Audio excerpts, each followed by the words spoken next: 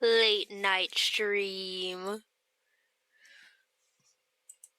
Did OBS update? Why does this look different? Whatever. Button. Do the button thing. Thank you.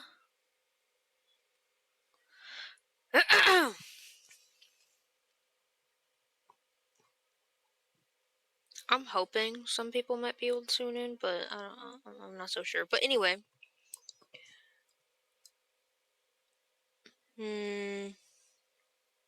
Okay. All fine by me. And I always forget. I'm so silly. I'm so silly. I need to relax. I need to relax. The ADHD is kicking in hard, and I need help.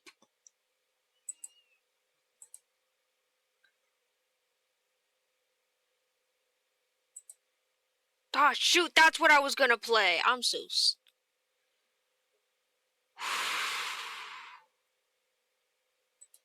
I'll be fine.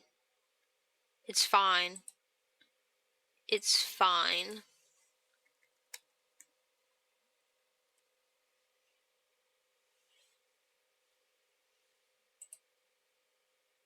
I think that's what it is anyway that I have.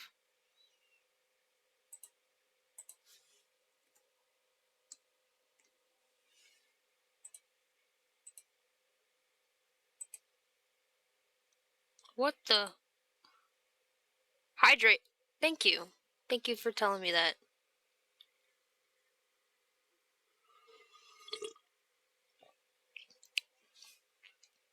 That wasn't water, it was coffee, but... Where is my water? I found it. I found it. I found it.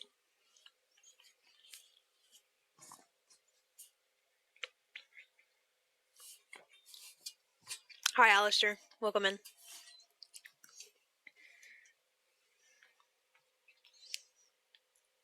Completely forgot the game I was gonna play, and I booted up another game thinking I was gonna play that instead. I was like, I wasn't really motivated to play the game, so... Minimize. Open.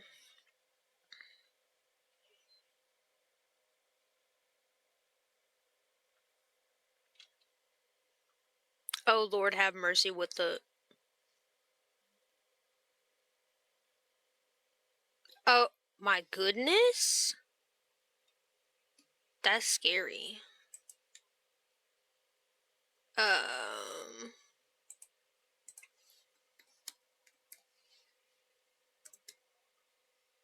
want this one, not the other one. I want that one. Okay. It is not technical difficulties, I swear, I'm just bad.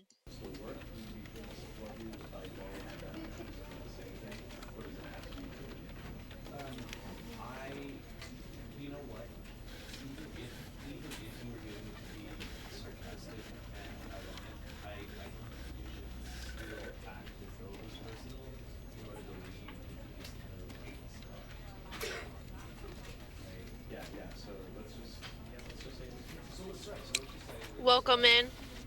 Bye, Alistair. I'll see you later. Hi, Mr. Money. Hi, Max!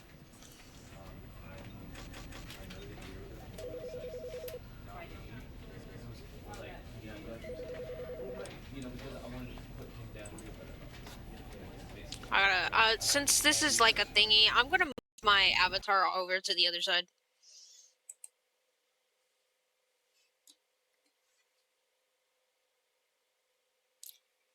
Well, crap. Well, I guess it's fine.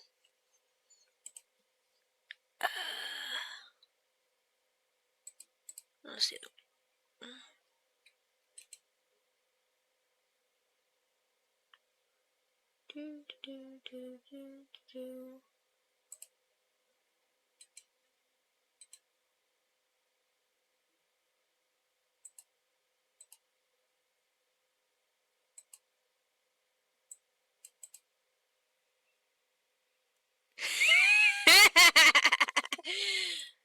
'Cause I'm a silly boy. I'm a silly boy.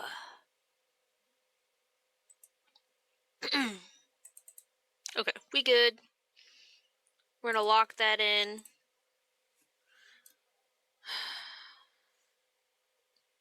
So sorry you had to see that. No, I'm playing. I'm not at all sorry.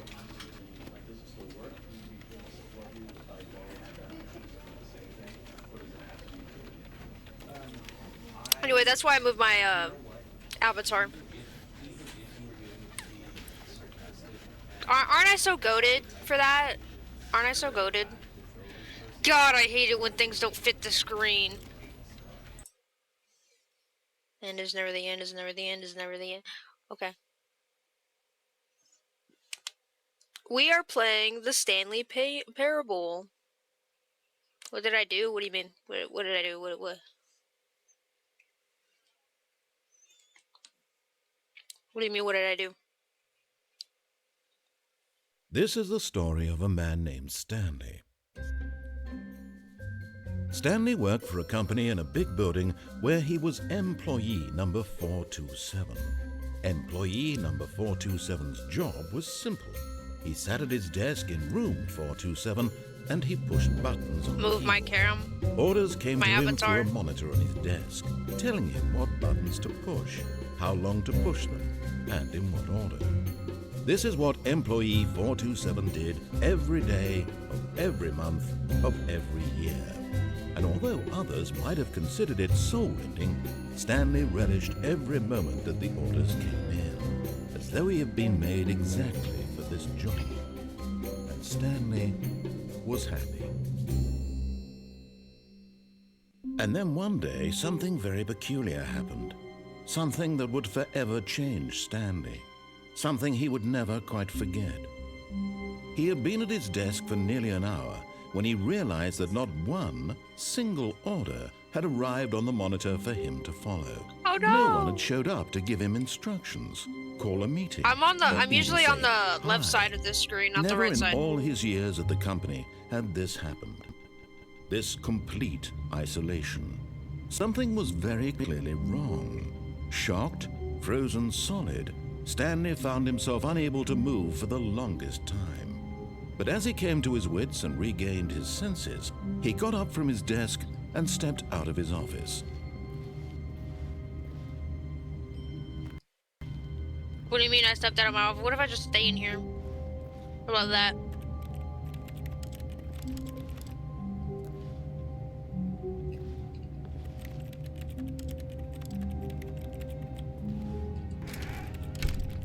But Stanley simply couldn't handle the pressure. What if he had to make a decision? What if a crucial outcome fell under his responsibility? He had never been trained for that. No. This couldn't go any way except badly. The thing to do now, Stanley thought to himself, is to wait. Nothing will hurt me. Nothing will break me. In here I can be happy forever.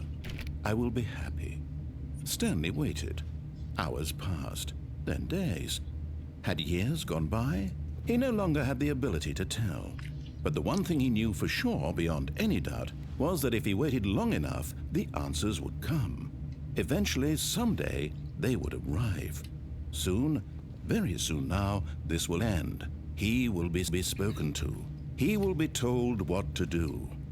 Now it's just a little bit closer. Were you? Now it's even closer. Here it comes.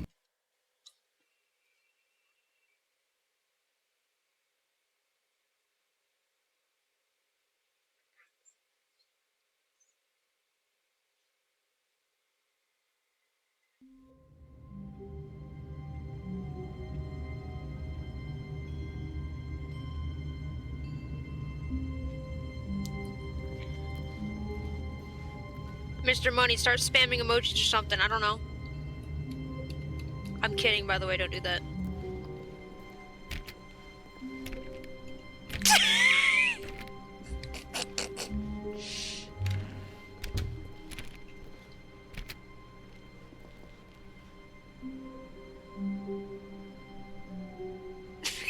He started spamming them.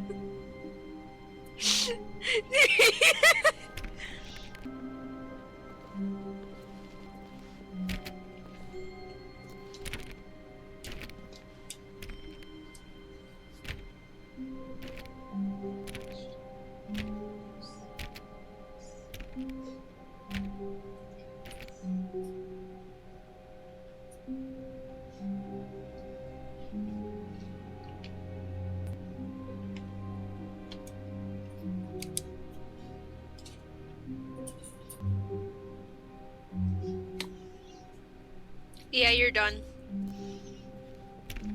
No, self-destruct, Mr. No, I'm playing. Don't do that. Don't do that either. All of his co-workers were gone. What could it mean? Stanley decided to go to the meeting room. Perhaps he had simply missed a memo. No matter how hard Stanley looked, he couldn't find a trace of his co-workers. Is there a zoom button here? No, just the crouch button. No! Turn it back on! I'm sorry!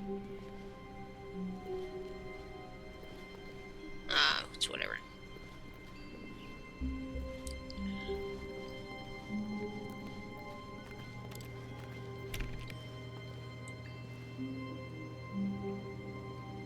No, Taco Boy! No! I knew it. He was a Taco Boy all along.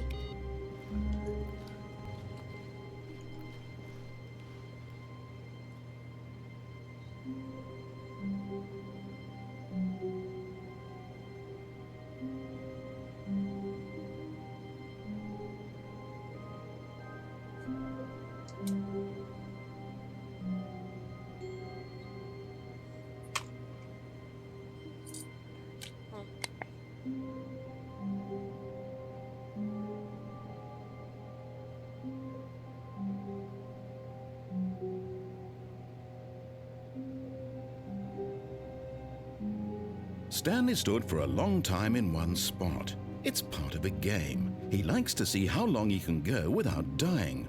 So far, he's doing excellent. And if he just stays right where he is, I'm sure he'll keep up that good momentum. Let's observe the genius at work. Yeah, let's observe the genius at work, chat.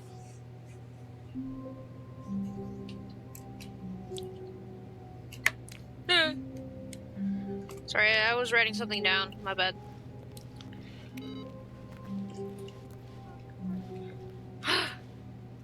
Awaiting input. Input received. Where does it go? No, I would not like to share with this stream because it was suggestive.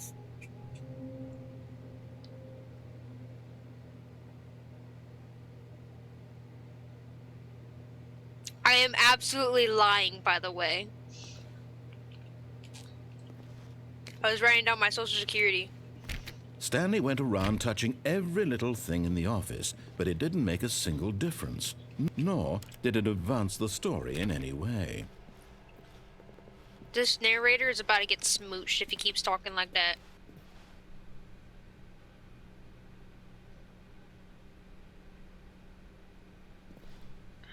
No, I'm not gonna share with the class. And the game's lagging. Oh.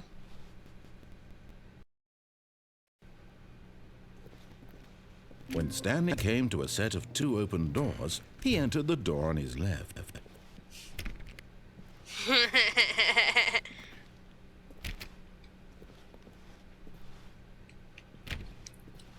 I don't remember where this stuff goes.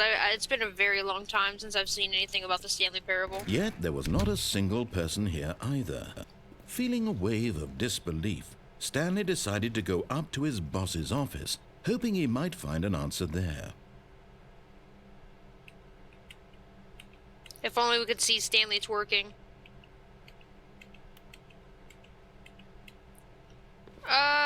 There's an Ultra Deluxe, but I don't think I have that version.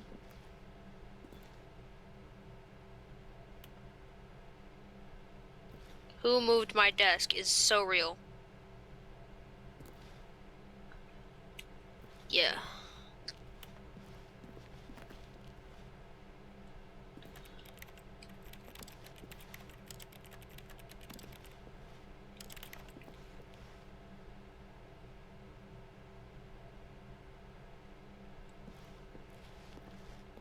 I love the narrator though. He can get touched for real, for real. Stanley stepped into the broom closet, but there was nothing here, so he turned around and got back on track. No. There was nothing here. No choice to make, no path to follow, just an empty broom closet. No reason to still be here. I don't remember how I said yeah, It so... was baffling that Stanley was still just sitting in the broom closet. He wasn't even doing anything. At least if there was something to interact with, he'd be justified in some way. As it is, he's literally just standing there doing sweet FA.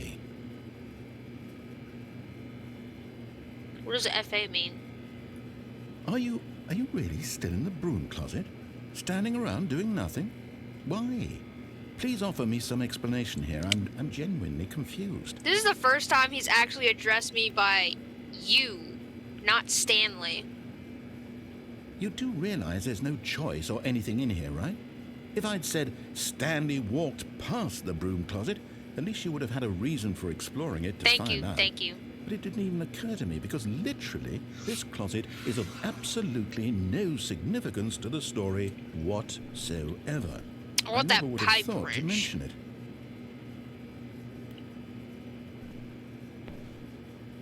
Maybe to you this is somehow its own branching path. Maybe when you go talk about this with your friends, you'll say, "Oh, did you get the broom closet ending? The broom closet ending was my favourite." I hope your friends find this concerning. No, they wouldn't. Ain't that right, Mr. Money? Stanley was fat and ugly and really, really stupid. Excuse He probably only got the job because of a family connection. That's how stupid he is. That or with drug money. Also, Stanley is addicted to drugs and hookers. What? Dude, that's so funny. Well, I've come to a very definite conclusion about what's going on right now. You're dead. I'm trying to get We got to freaky with broom this. Closet, explored it a bit, and we're just about to leave because there's nothing here, when a physical malady of some sort shut down your central nervous system and you collapsed on the keyboard. Well, in a situation like this, the responsible riding thing the is to broom. alert What are you someone talking about? nearby so as to ensure that your body is taken care of before it begins to decompose. Hello? Anyone who happens to be nearby? The person at this computer Too bad I'm wearing is headsets. dead. He or she has fallen prey to any number of your countless human physiological vulnerabilities. It's indicative of the long-term sustainability of your species. Please remove their corpse from the area and instruct another human to take their place at the computer, making sure they understand basic first-person video game mechanics and filling them in on the history of narrative tropes in video gaming, so that the irony and insightful commentary of this game is not lost on them. All right, when you've done that, just step out into the hallway. Begin the game again. Interesting.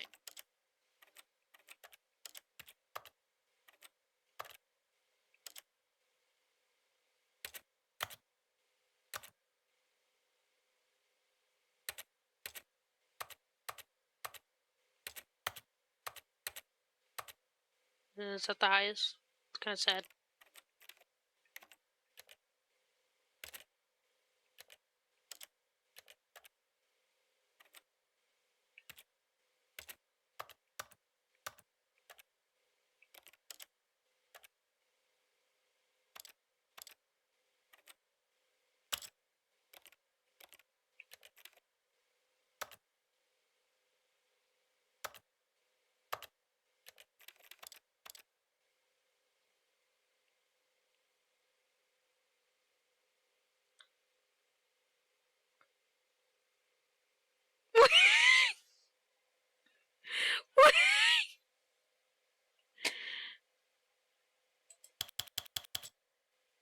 My bad. I have no idea what happened.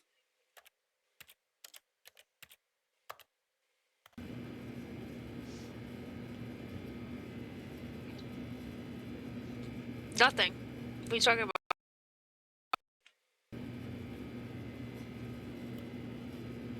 The screen didn't get bigger. What are you talking about?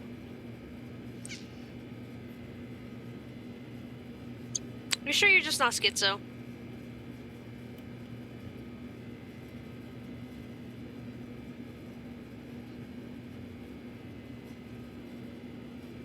We're still in the broom closet.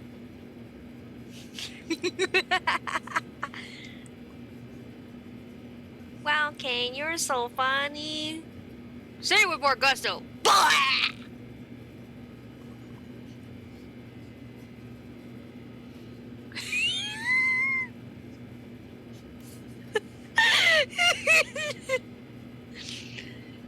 Yes. We are.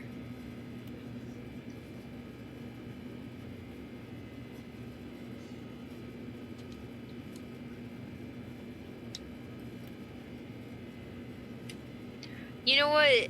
Take this up with Max. He clearly has more of a sense than you do. I'm sorry. Ain't that right, Stormy? Yeah.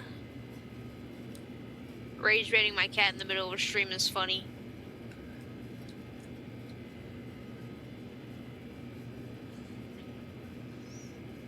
Kitty cam? I can't do kitty cam.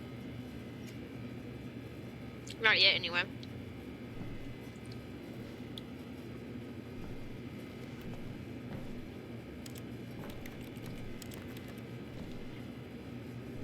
I'm waiting to see if he says anything else.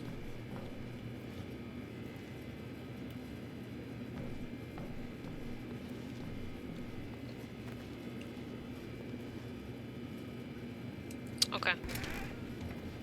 Ah, second player. It's good to have you on. You too? Unbelievable. I'm at the mercy of an entire species of invalids. Perhaps there's a monkey nearby you can hand the controls to. A fish? Fungus? Look, you can hammer out the details. I'm not particularly picky. I'll just be waiting for when you're ready to pick up the story again. Likely. Alright, back in the broom closet. Sorry, this is my safe space. Did you know this is actually a horror novel? It's not a horror game. Simulation.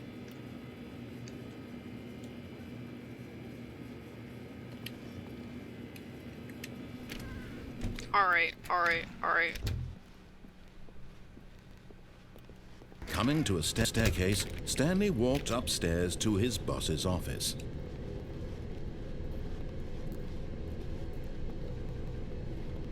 Like, do short rage bait the narrator.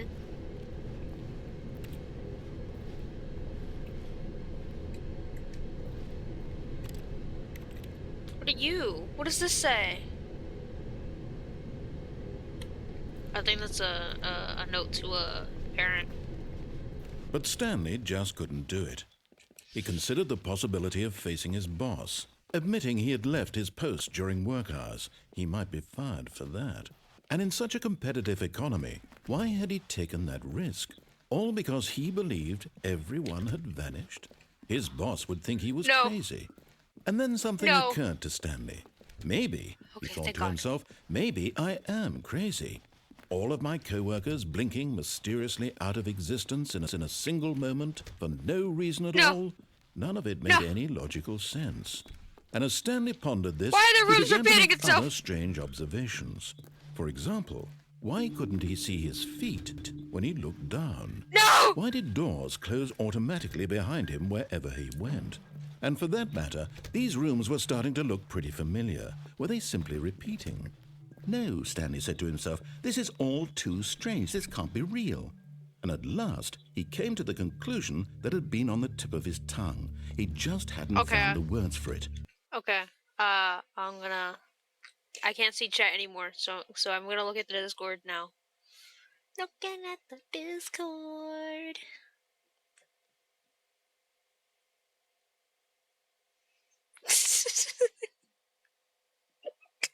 W Max.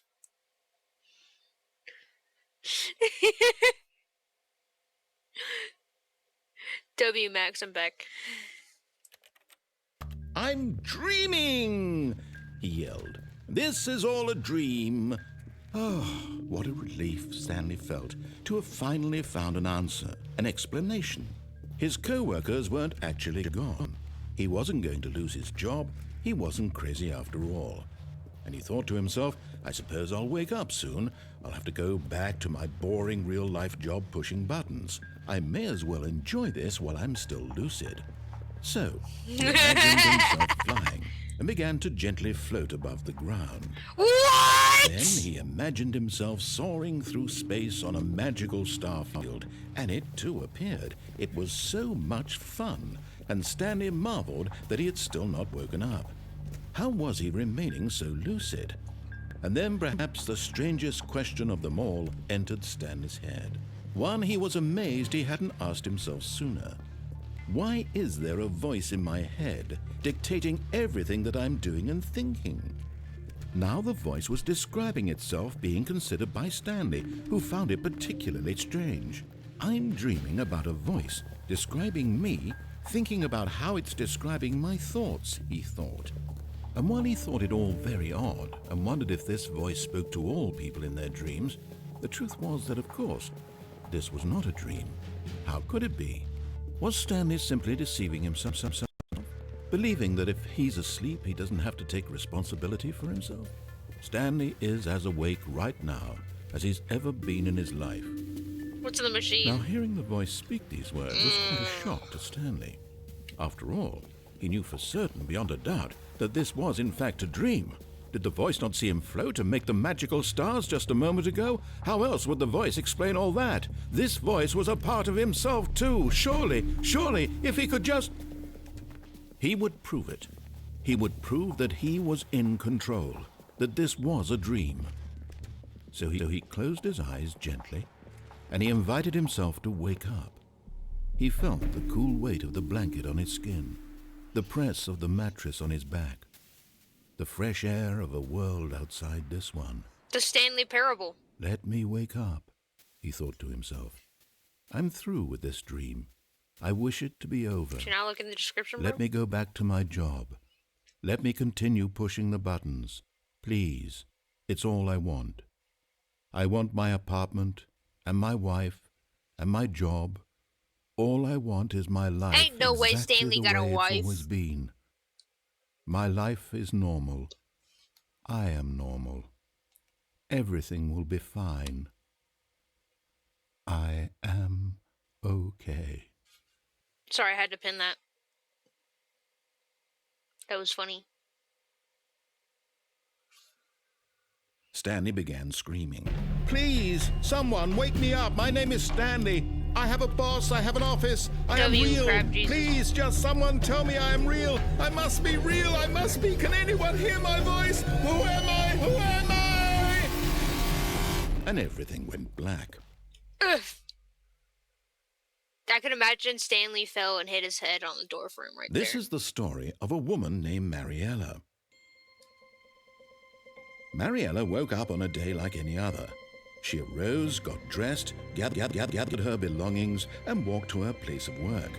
But on this particular day, her walk was interrupted by the body of a man who had stumbled through town talking and screaming to himself, and then collapsed dead on the sidewalk. Wrong name. Though she would soon turn to go call for an ambulance, for just a few brief moments, she considered the strange man. He was obviously crazy. This much she knew. Everyone knows what crazy people look like. And in that moment, she thought to herself how lucky she was to be normal. I am sane. I am in control of my mind. I know what is real and what isn't. It was comforting to think this, and in a certain way, seeing this man made her feel better. But then she remembered the meeting she had scheduled for that day. The very important people whose impressions of her would affect her career, and by extension, the rest of her life. She had no time for this, so it was only a moment that she stood there, staring down at the body. And then she turned and ran.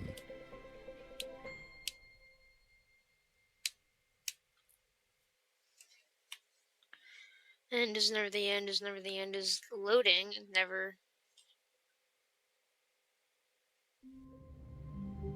Ah! Yo, what a strange dream I had, man.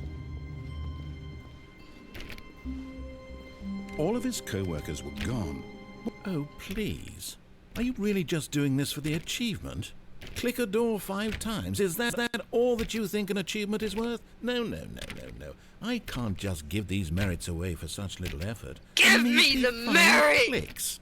Now suppose you were to click the door 20 times. I would say that's the kind of effort that warrants recognition. Clearly you underestimate me. I have to say, I'm still not feeling the satisfaction of witnessing true effort for a noble cause. Perhaps 50 clicks will do it. Yes, almost certainly 50 clicks.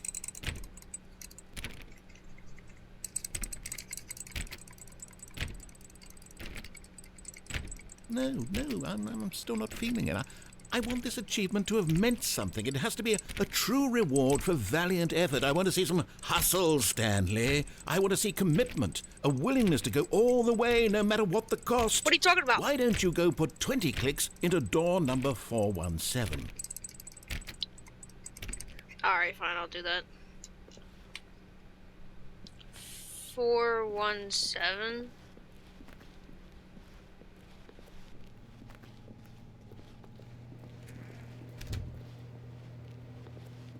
This one? Well, let me just, Oh, great. Now, go click a few times on door 437. Okay. I'll do that too. 437? Where's that?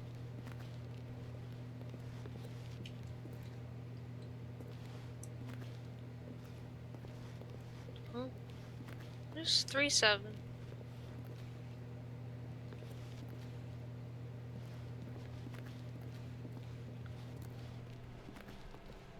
What number did he say?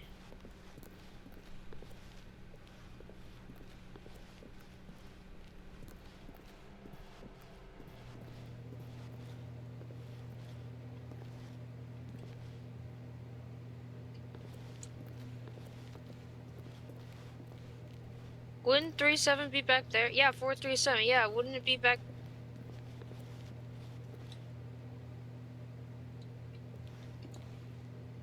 Trying to. There you go.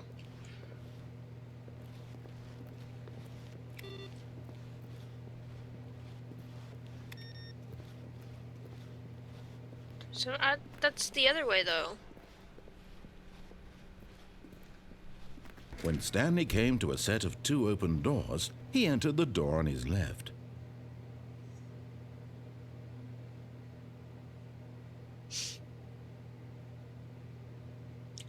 We're gonna stand here.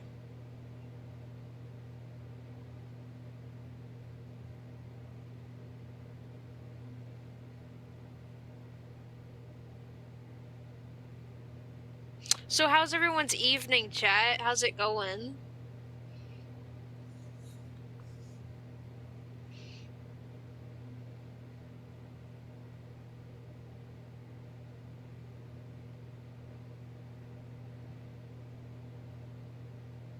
That's good.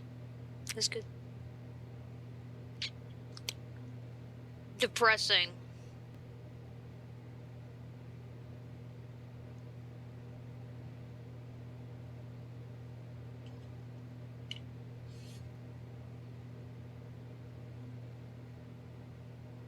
I would have streamed a lot earlier in the day if I didn't feel so absolutely low. Just like it was harsh today for me, and I did nothing.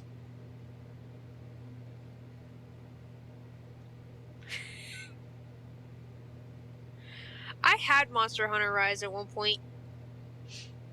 I handed it off to my sister because I didn't like it. I'm sure it's a great game. I just didn't like it.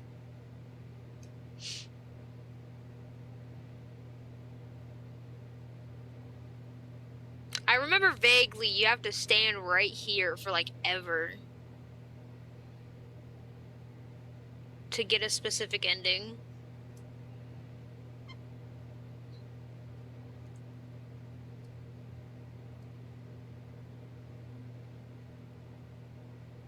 I mean, a lot of the endings are specific, but you know.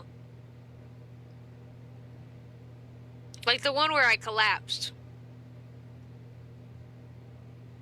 That one's like a pretty obvious one, I think, because you're defying all the things the narrator says to do. Kind of.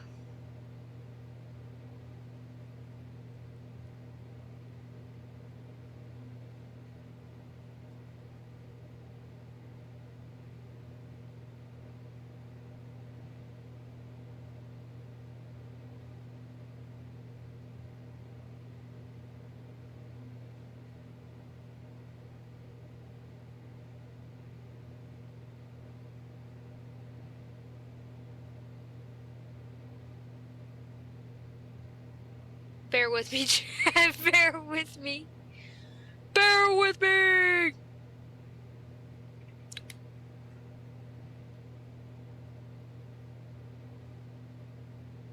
Don't you work at a dollar store?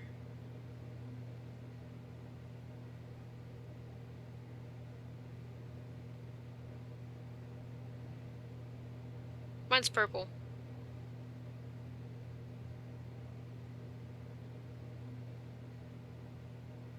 It's a dark purple.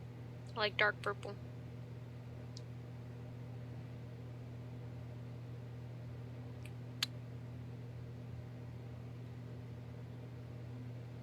What's your favorite color, Mr. Money?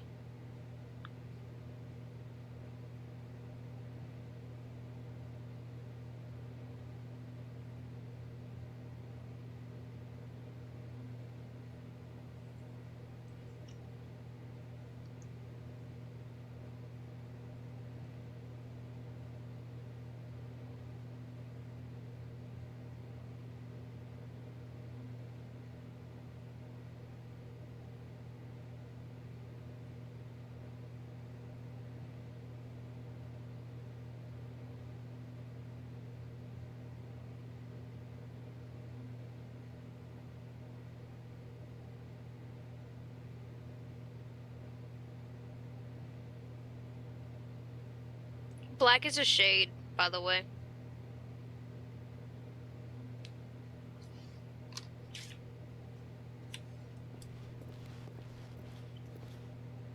This was not the correct way to the meeting room, and Stanley knew it perfectly well. Perhaps he wanted to stop by the employee lounge first, just to admire it.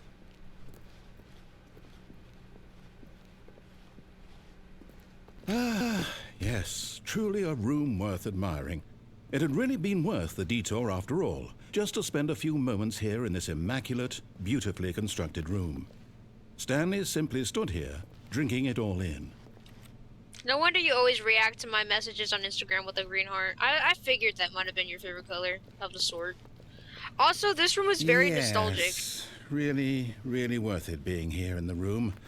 A room so utterly captivating that even though all your co-workers have mysteriously vanished, here you sit looking at these chairs and some paintings. Really worth it. This room reminds me of a childhood that is no longer accessible. At this, but eager to get back to business, Stanley took the first open door on his left. Nah. Stanley was so bad at following directions, it's incredible he wasn't fired years ago. Those apartments that I was living at are gone. Damn, it caught me in my lie. Those apartments are probably not gone, actually.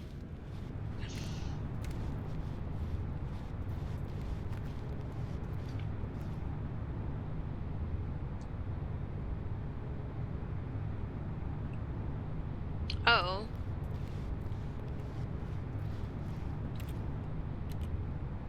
I need a key card. A key card.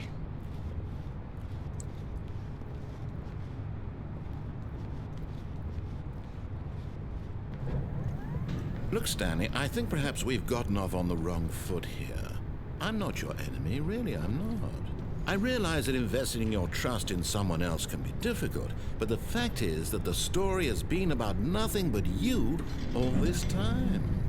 There's someone you've been neglecting, Stanley. Someone you've forgotten about. My Please, wife? stop trying to make every decision by yourself. Now, I'm not asking for me, I'm asking for her. This is it, Stanley. Your chance to redeem yourself.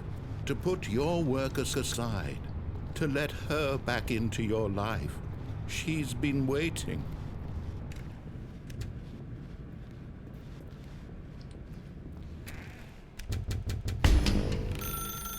That's her, Stanley. I remember this ending. Oh, Stanley, is that you? Hold on, sweetie. Sorry to keep you waiting. I'm just pulling the bread out of the oven. All right. That's the same number as my Okay, there office, we go. by the way. All right, now, I want you to come in and tell me all about your day. Gotcha. Oh, come on. Did you actually think you had a loving wife who'd want to commit their life to you? I'm Oh, trying to make a point here, Stanley. I'm trying to get you to see something. Come inside. Let me show you what's really going on here. This is a very sad story about the death of a man named Stanley.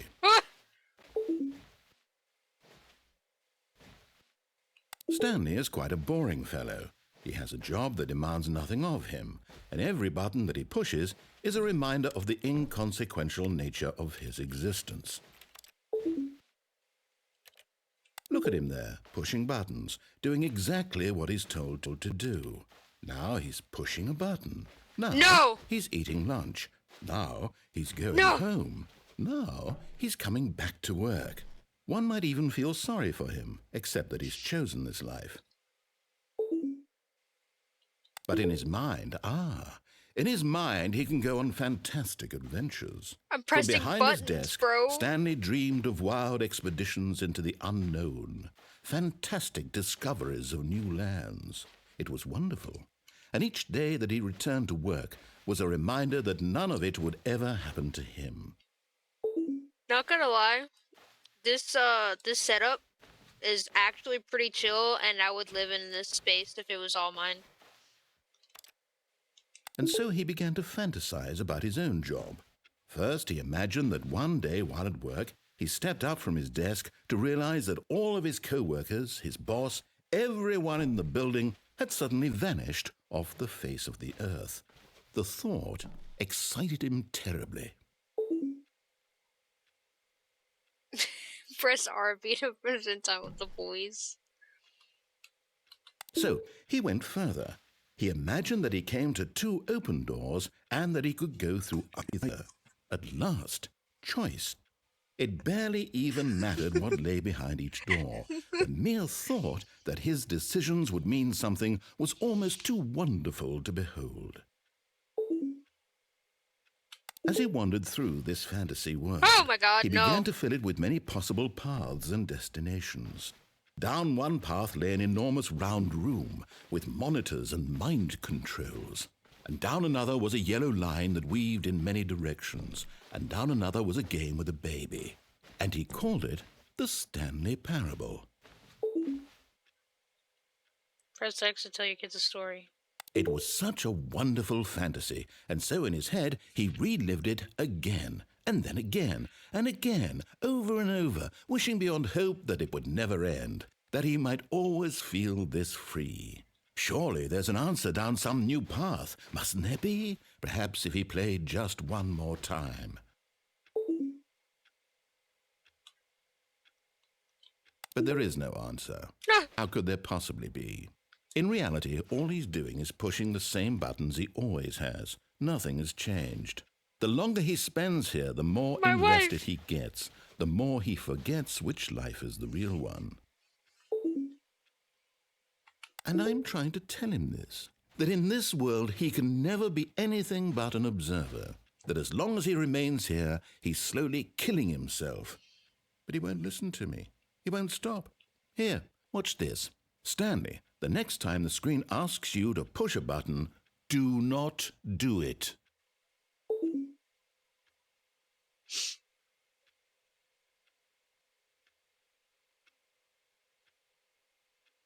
He said not to do it. Should I do it?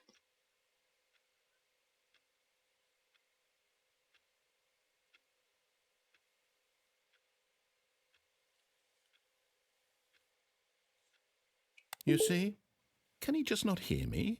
How can I tell him in a way that he'll understand that every second he remains here, he's electing to kill himself? How can I get him to see what I see? How can I make him look at himself? I suppose I can't, not in the way I want him to. But I don't make the rules. I simply play to my intended purpose, the same as Stanley. We're not so different, I suppose. I'll try once more to convey all this to him. I'm compelled to. I must. Perhaps, well, maybe this time he'll see. Maybe this time.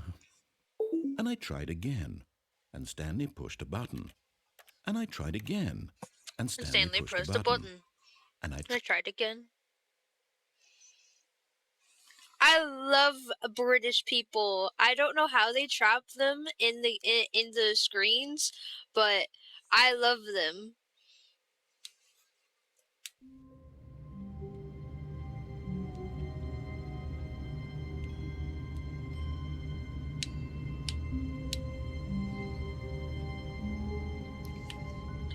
This dude better give me 20 quid. He owes me.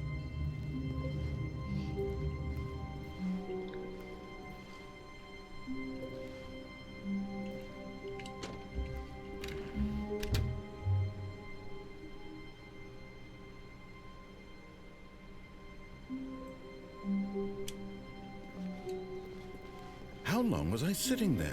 Stanley wondered to himself. Minutes? Days? Centuries? Did something crucial happen while my senses were turned? He made a note to be more careful with time from now on. Stanley went around touching every little thing in the office, but it didn't make a single difference, nor did it advance the story in any way. Oh, please. Are you really just doing this for the achievement? Click a door 5 times. Is that all that you think an achievement is worth? No. I can't just give these merits away for such little effort. A measly 5 clicks. Now suppose you were to click the door 20 times. I would say that's the kind of effort that warrants recognition. You should send me I have to say, I'm still not feeling the that. satisfaction of witnessing true effort for a noble cause. Perhaps 50 clicks will do it. Yes, almost certainly 50 clicks.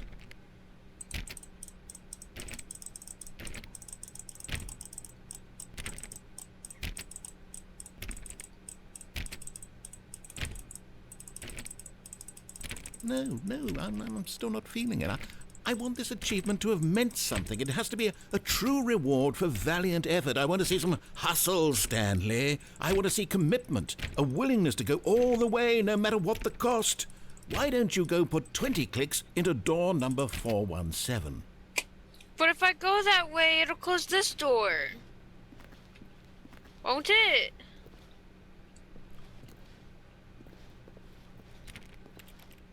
Okay. I'll play your game.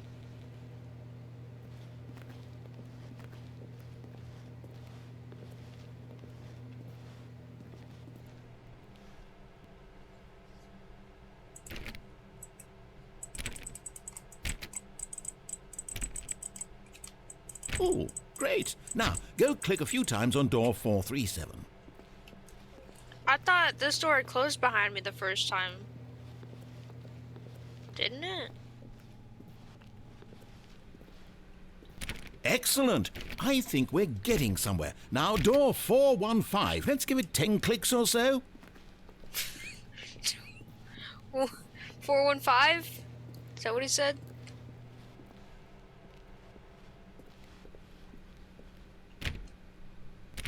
Now, back to door number 437. I'm a goober. Let's see. How about you click on, well, I don't know, the copy machine? Where's the copy? Copy. Oh, wait. All right, back to room 417. I'm really feeling it now. I think we're getting somewhere. What room did he say? 417?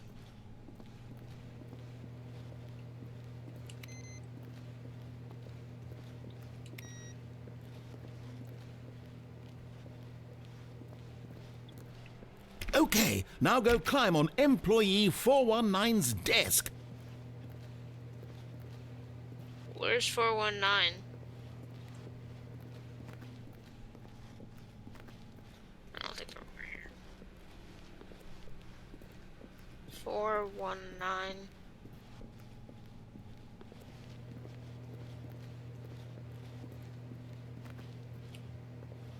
Yes, this This is great. You're putting it all on the line, Stanley. I like that. All right, let's keep it up. Go give me a few clicks on door 416. Alright, later, Mr. Money. Night. We've almost got it. Now the copy machine, do that one again. Again!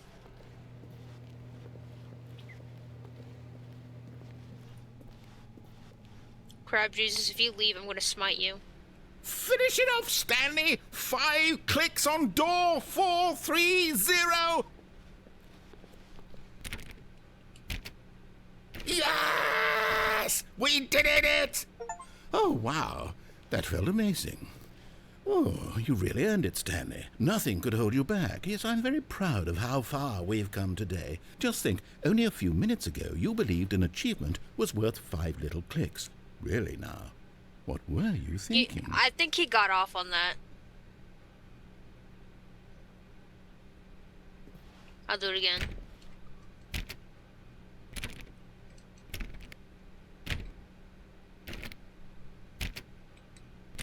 Alright.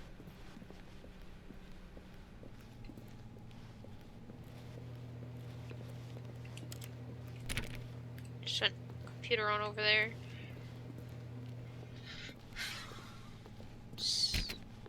Yeah, I think he busted, bro. I think he had a fat nut. Dude.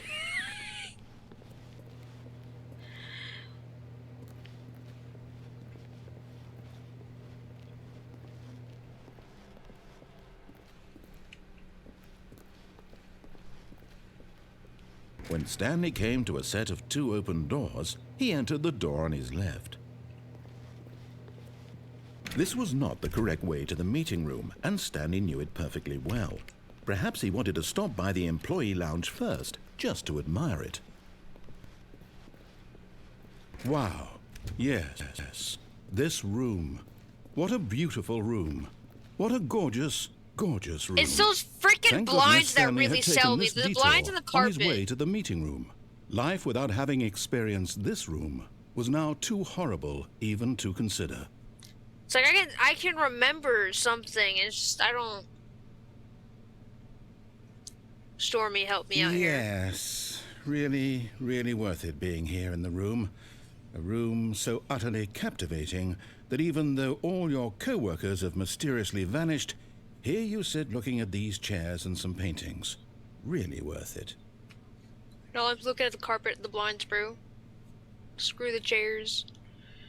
Also, I'm freezing and I don't have a fan on. At this point, What the frick? Stanley's obsession with this room bordered on creepy and reflected poorly on his overall personality. Excuse It's you. possible that this is why everyone left.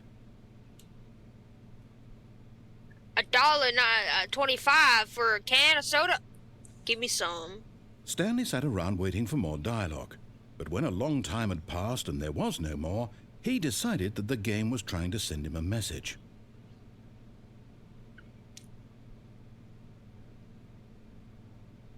So why do you hate British people?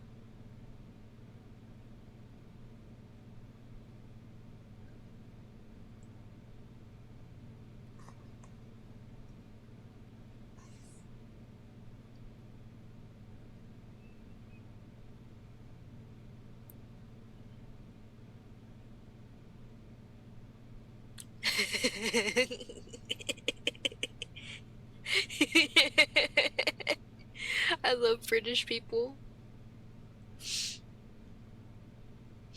I also love Scottish. What is the other one? There's another one that sounds similar to me. Irish. I mean, they don't sound the same. They all have their differences with their accents.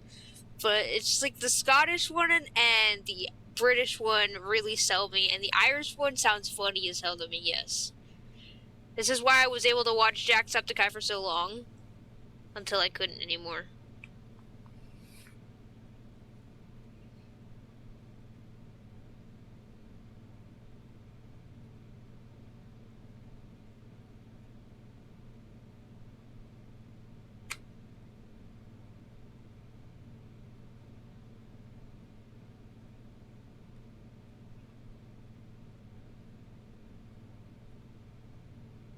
I'm trying to see if he has any more dialogue.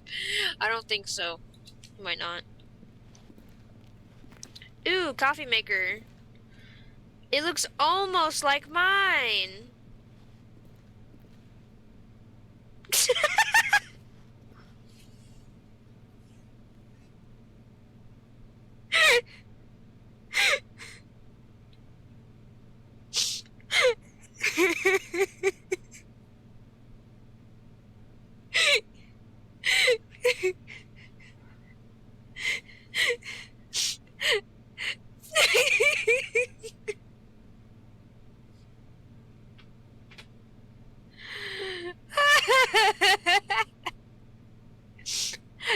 Ow!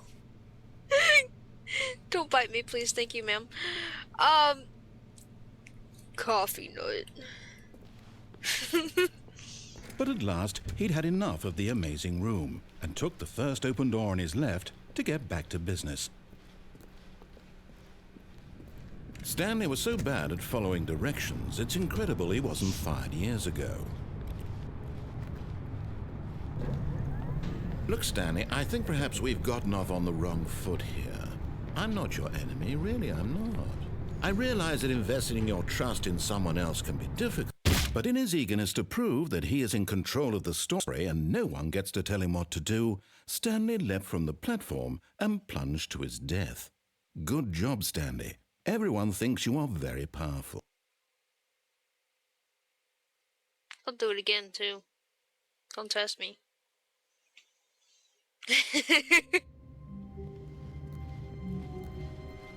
Someone was following Stanley. He was sure of it. If he checked over his shoulder now, he would surely catch them. It was only a matter of time. I'm being watched, apparently.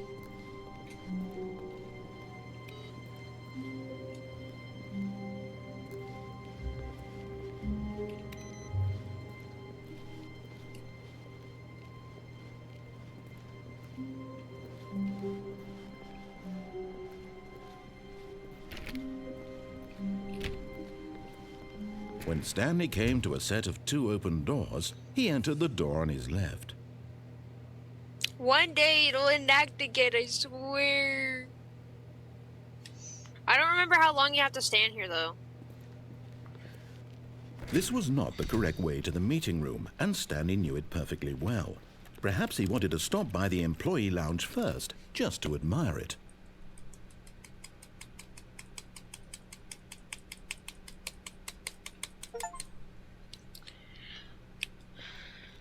It wasn't letting me get that achievement with my controller. The lounge was sublime, a work of art. But eager to get back to business, Stanley took the first open door on his left. Now I'm gonna kill myself again, so. It gives me some Stanley sort of was so sick bad at following satisfaction. directions, it's incredible he wasn't fired years ago. But in his eagerness to prove that he is in control of the story and no one gets to tell him what to do, Stanley leapt from the platform and plunged to his death. Good job, Stanley. Everyone thinks you are very powerful. I think in the Ultra Deluxe, there's an ending that makes me super sad. Like it's my favorite ending just because it upsets me so greatly. All of his co-workers were... Wait, no. This isn't the right office, is it? Is this Stanley's office? Yes, this is my office. That's my number over there, 427. Is it raining outside?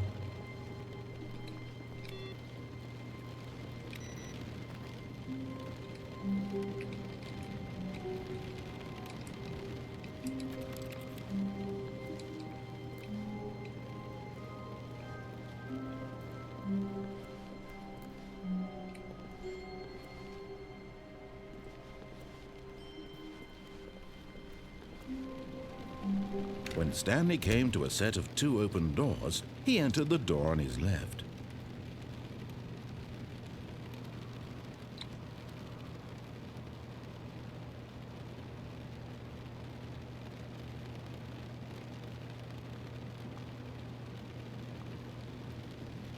I'm gonna stand here.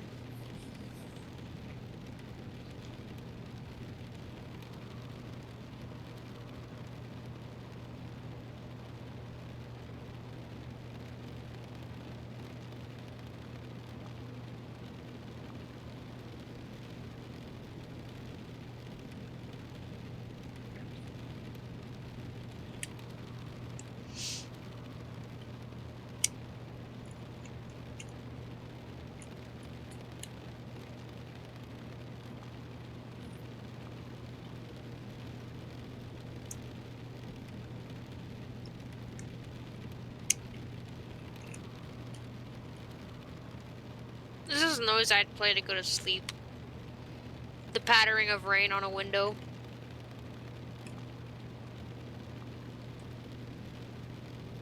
It makes me feel comfortable. I'd fall asleep to this. It's like, no, I've Pavloved myself to fall asleep to this. Like, this is like a guaranteed get me sleepy if I sit here long enough and listen to it. And maybe lay down. I am sitting. They will not get me today. I am sitting. I agree, it is a very nice noise. I wish it was raining in Bright Now, in fact. It's like, screw the snow, I like rain, actually. I like rain a lot more. Do you usually listen to YouTubers talk about books? What?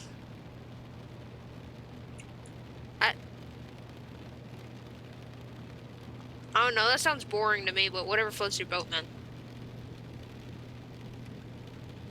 Me personally, I'd be talking about the boat. Book. I meant book, not the boat. Ah! I'm sorry.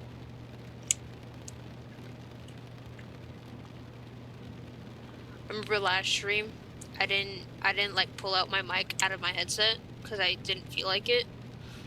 And looking back on the on the VOD,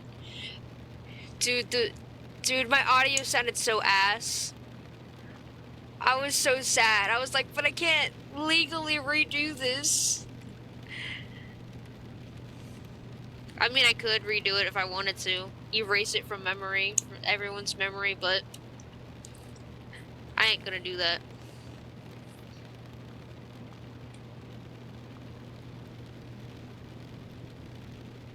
It'd be super funny if I put this video as not this video, that video is unlisted and then posted a new one. It's like, don't delete it, just put it as unlisted. Only the real ones can find it.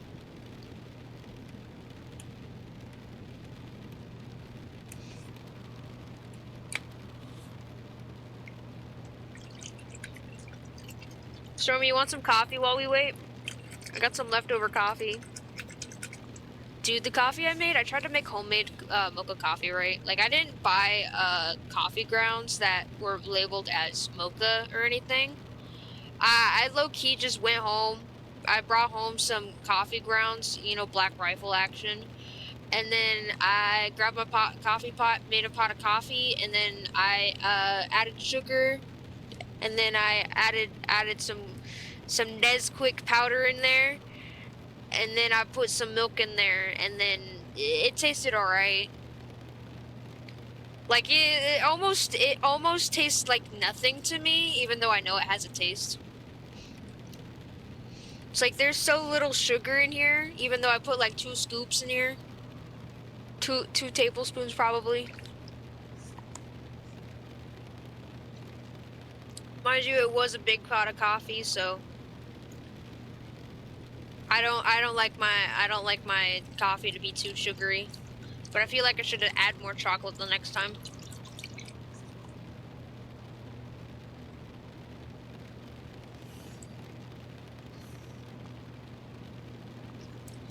It also tastes very watery in this cup because I did have ice in it.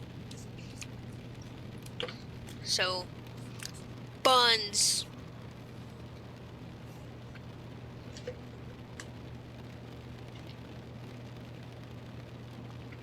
At least it's not like when I make my tea too milky. So. Good old water. Good to have you back, man. Hi, Stormy.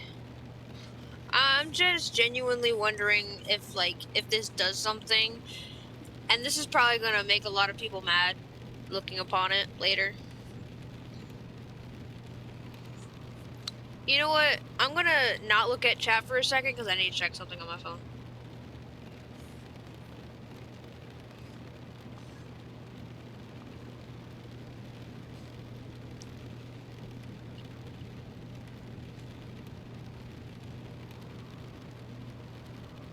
Oh, finally. Finally. Thank God. I didn't get that notification.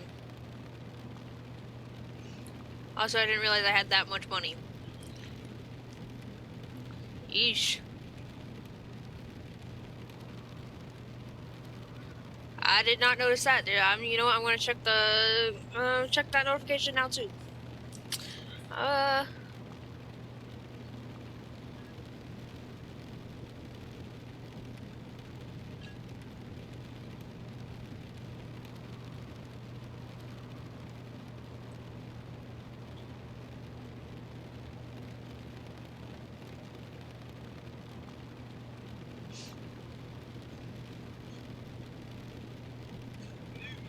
I love you, Dexter Manning. You're awesome.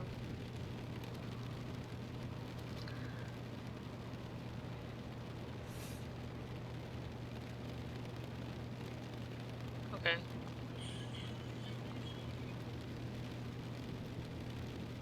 That's not what I want to have to open. Anyway.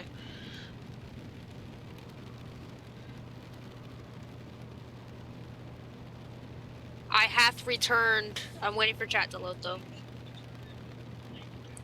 I am so sad. I finally got some money yesterday, and today I was planning to buy Modern Warfare 4. What?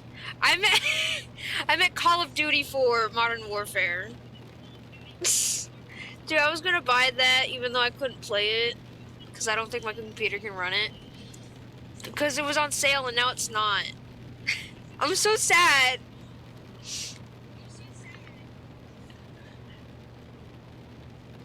I'm literally so sad, dude.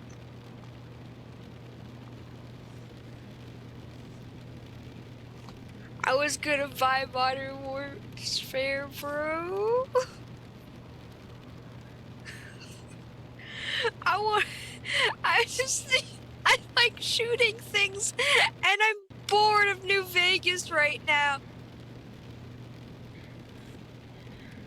I'll play some Borderlands later on my own time. Anyway,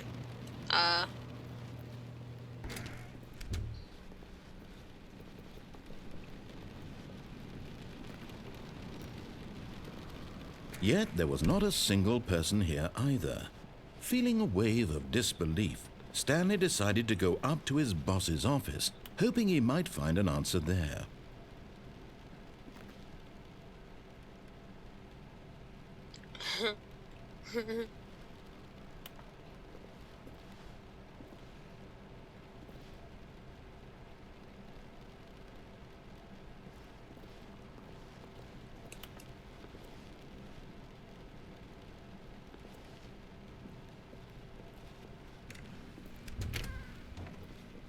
Oh no, no, not again. I won't be part of this. I'm not going to encourage you. I'm not going to say anything at all.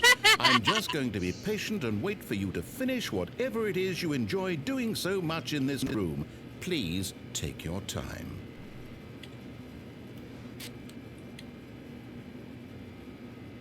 Gang, you're so funny. Say it with more gusto. Blah!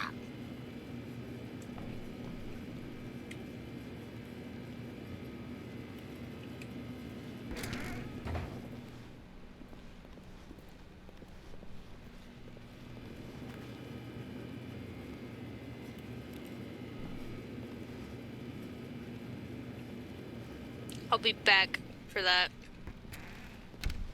Trust.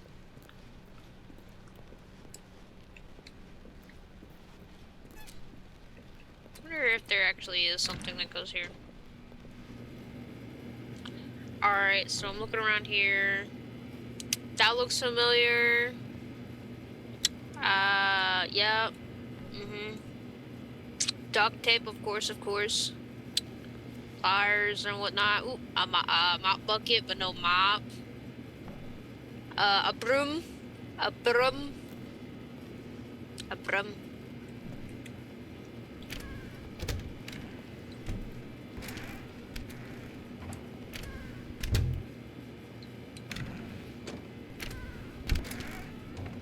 You're telling me I can open and close doors with both X and square?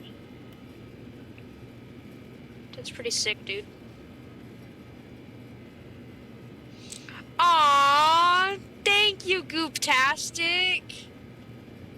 He said he's with me in spirit. That's adorable. I hope you can kill yourself. I'm sorry.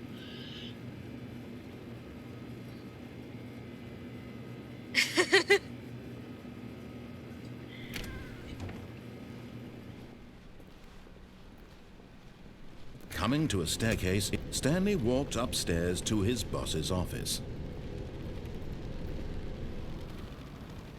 I really like the color scheme of this. This is what I want.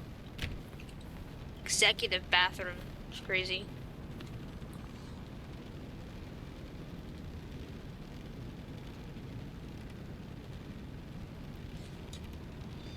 This dude really just told me that Twitch on phone is a headache.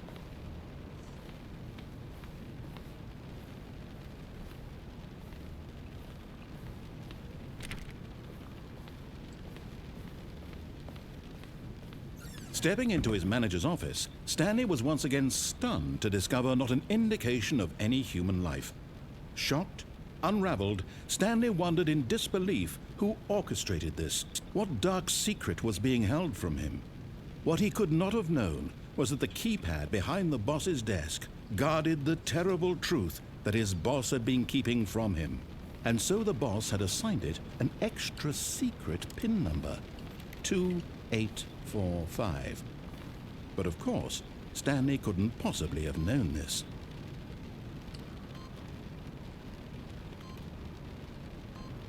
Yet incredibly, by simply pushing random buttons on the keypad, Stanley happened to input the correct code by sheer luck. Amazing. He stepped into the newly opened passageway. Where? Oh.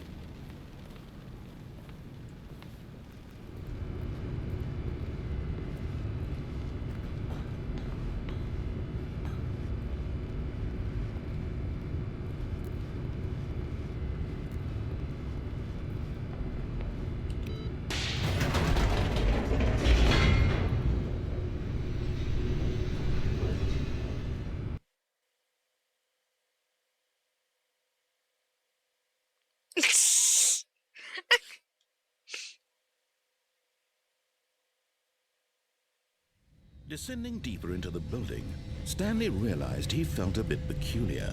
It was a stirring of emotion in his chest, as though he felt more free to think for himself, to question the nature of his job. Why did he feel this now, when for years it had never occurred to him? This question would not go unanswered for long. Back, I swear. I hath returned. What was he saying? He was saying something. Ah! It's scary, chat. I can't see. Stanley walked straight ahead through the large door that read Mind Control Facility. Escape. So I'm going this way. Although this passageway had the word escape written on it, the truth was that at the end of this hall, Stanley would meet his violent death. Oh no! The door behind him was not shut. Stanley still had every opportunity to turn around and get back on track. At this point, Stanley was making a conscious, concerted effort to walk forward and willingly confront his death. I like death.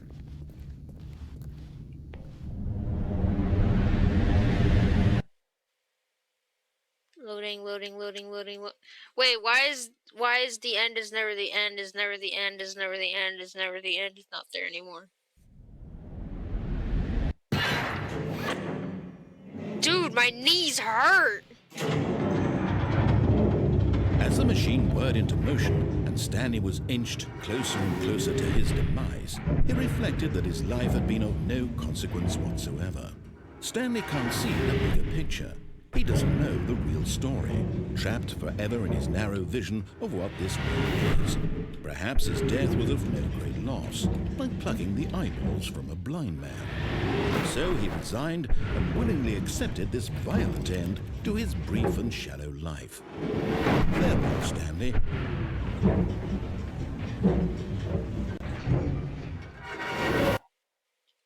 What? Farewell, Stanley, What? cried the narrator, as Stanley was led helplessly into the enormous metal jaws. In a single visceral instant, Stanley was obliterated as the machine crushed every bone in his body, killing him instantly.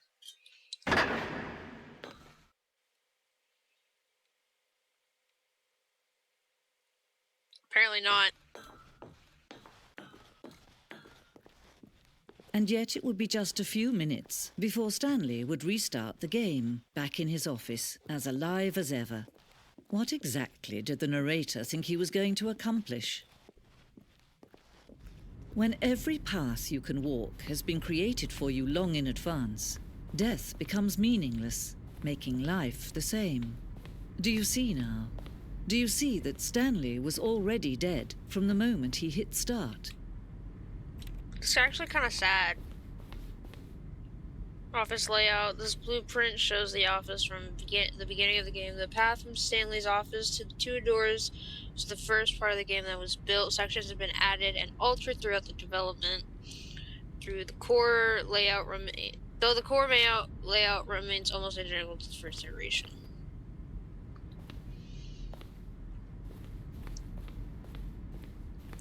Corridor. The pacing of this opening section was important to get right. This corridor has been moved and altered to make sure the player reaches the two doors in a good time. Two doors. The set of two doors that was the very first concrete of the Stanley Parable's design. Once this room was created, the rest of the game emerged as an extension of it, an exploration of the contradiction this room posed. Nice. The Office. You know what? I think there's a show called that. Button sounds. A selection of sounds used throughout the game when buttons are pressed. Each sound is a mix of keyboard stroke and synthesized tone.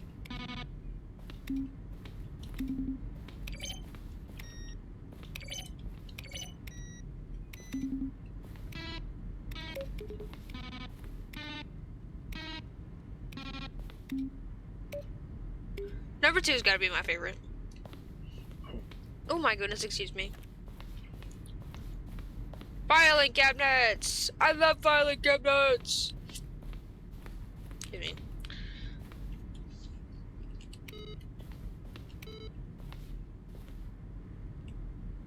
Employee database. Nice. Ah, beautiful.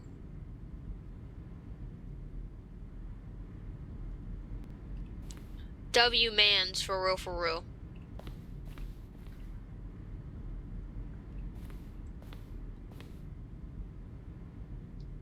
But Stanley doesn't have a model. I can't see his feet.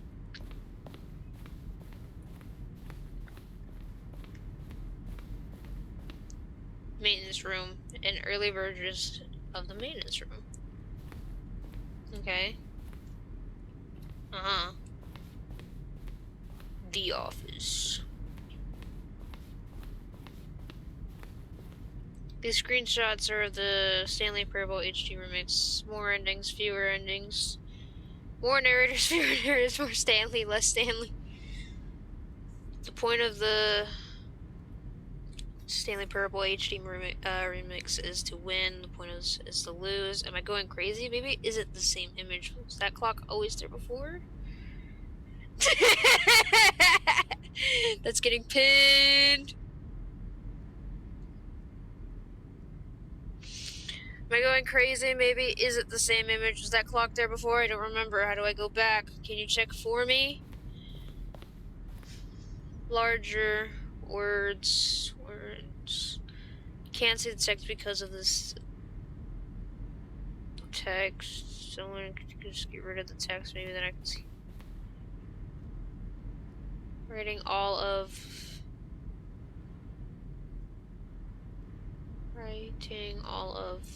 this. Do you know? Doing that. Would you please to stop because I'm just trying to figure out what this game is about.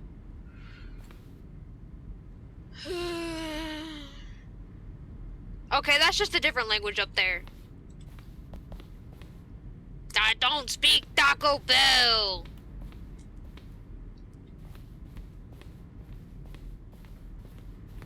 Warzone. In early development, we designed an ending where Stanley would end up on a battlefield fighting aliens. The action game would become sentient and would wage war against the narrator. We realized shortly after starting to build it, it was far too jokey and on the nose for the tone of the game. Plus, some people interpreted it as making fun of people who like shooters, which was not our intention. Well, sounds like to me those people are losers.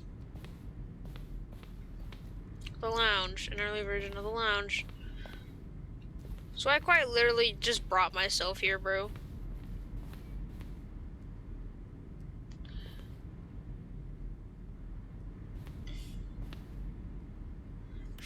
Oh, okay. Looking future capybaras? Dear reader, I appreciate it soon. So I'm eager to see his companion game because art needs good censoring. Oh, what's that? I don't have a fan. Solitary.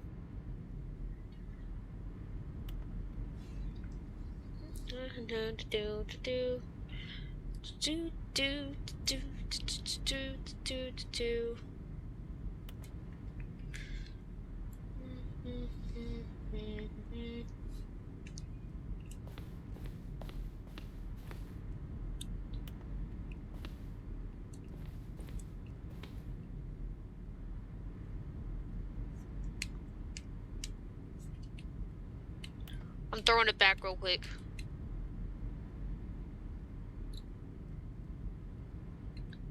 The first one?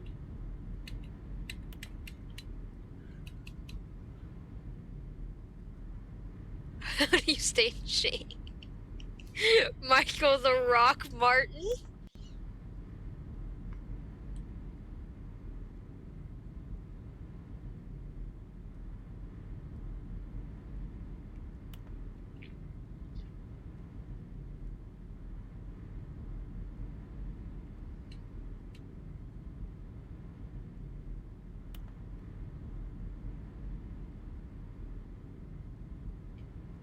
One one one 2800.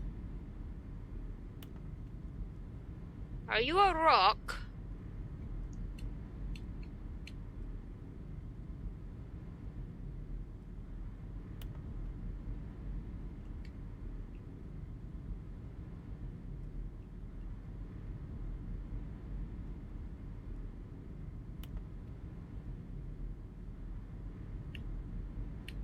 Sent from my iPad is funny as shit.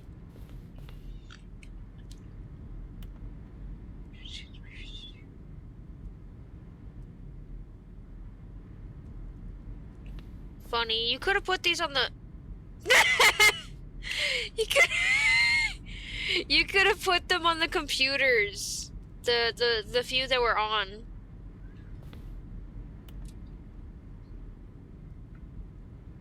Alright, I'm out. I don't feel like reading all of those right now. Oof.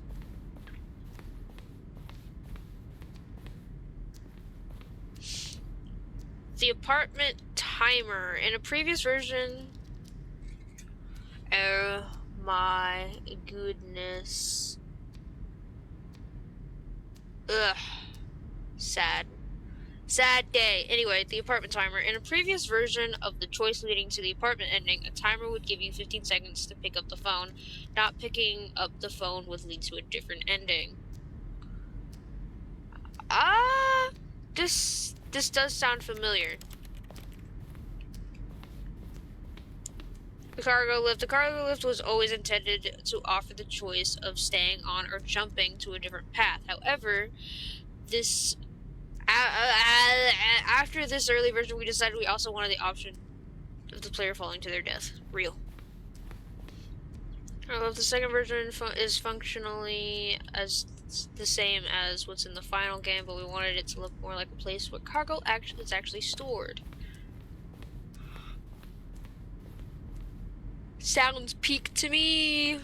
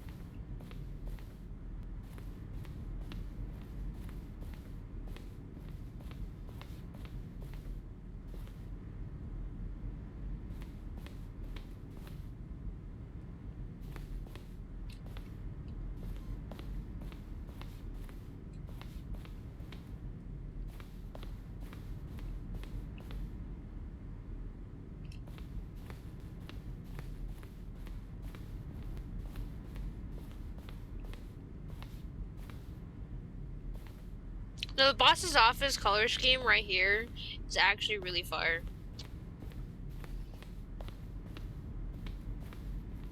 It's so fire.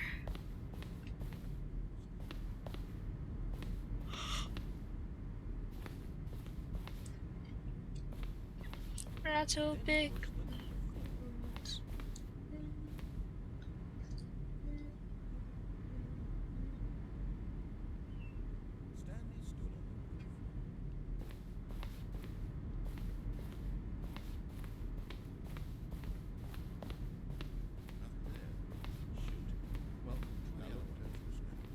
See how it's impossible for the player to do anything in this room.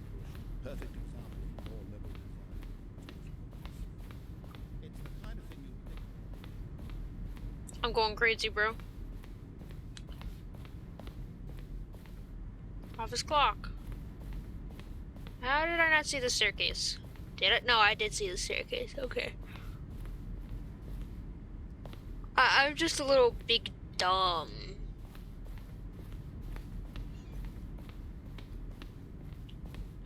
Okay, I'm not that dumb. I'm just...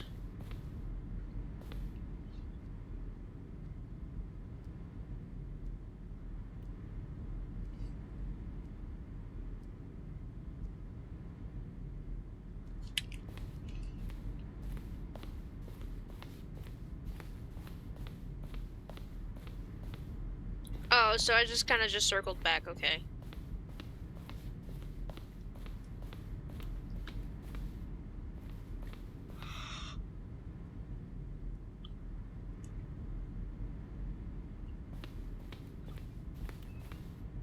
You know, one of the achievements for this game is not to touch it for 5 years.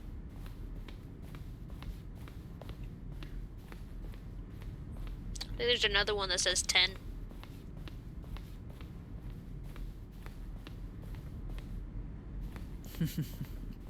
Oh, look at these two. How they wish to destroy one another. How they wish to control one another. How they both wish to be free. Maybe I don't like the female voice, okay? Maybe I don't. No, I'm playing. Hi, babes. Can you see? Can you see how Ow. much they need one another? No, perhaps not. Sometimes these things cannot be seen. But listen to me. You can still save these two. You can stop the program before they both fail. Push escape and press quit. There's no other way to beat this game. As long as you move forward, you'll be walking someone else's path. Stop now and it'll be your only true choice. Whatever you do, choose it. Don't let time choose for you. Don't let time... I'll let time choose. I could have pressed escape and press quit.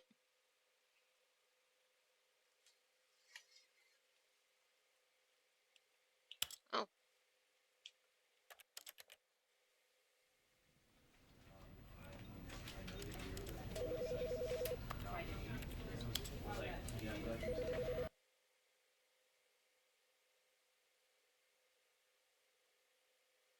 Huh.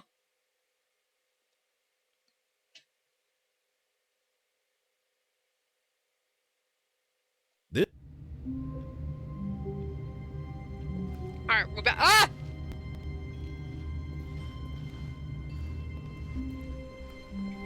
All of his co-workers were gone.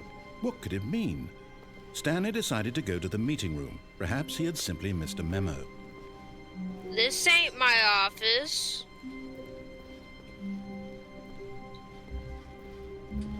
When Stanley came to a set of 2 open doors, he entered the door on his left. I'm gonna try right here to enact the thing.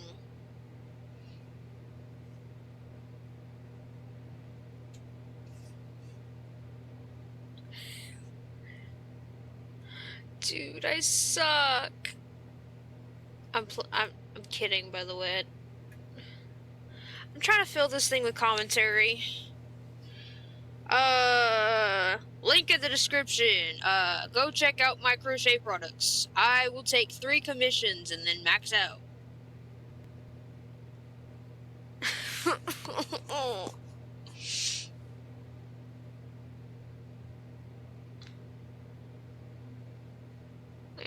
It's like, I mean, like 3 different people, by the way.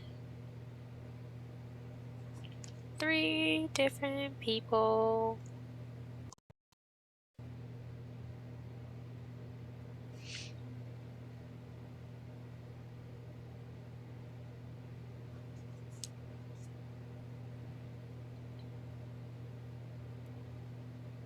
So I don't normally do late night streams.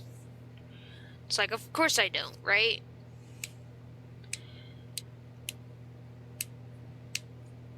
And then, I guess... today I decided, whoa, I'm gonna do a late night stream. Cause, well, one, I like to watch Queso, but he doesn't stream Saturdays, right? So, what I'm doing here... Also, I ran out of things to watch, not gonna lie. I mean, I have things to watch, like, in my watch list, but I'm one of those people who will, like, not feel motivated to watch anything at all, because I feel like all my stuff is not watchable anymore. I don't know, it's really weird. So...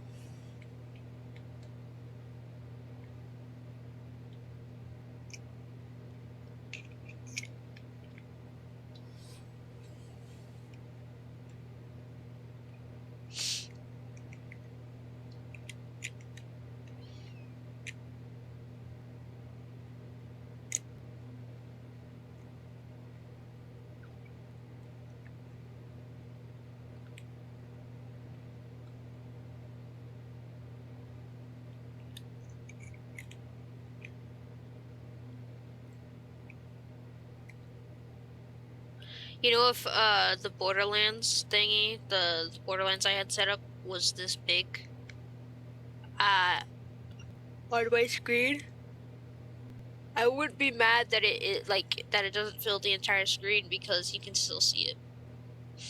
It's like sometimes I really will accept the game design if it's like genuinely meant to be played like that.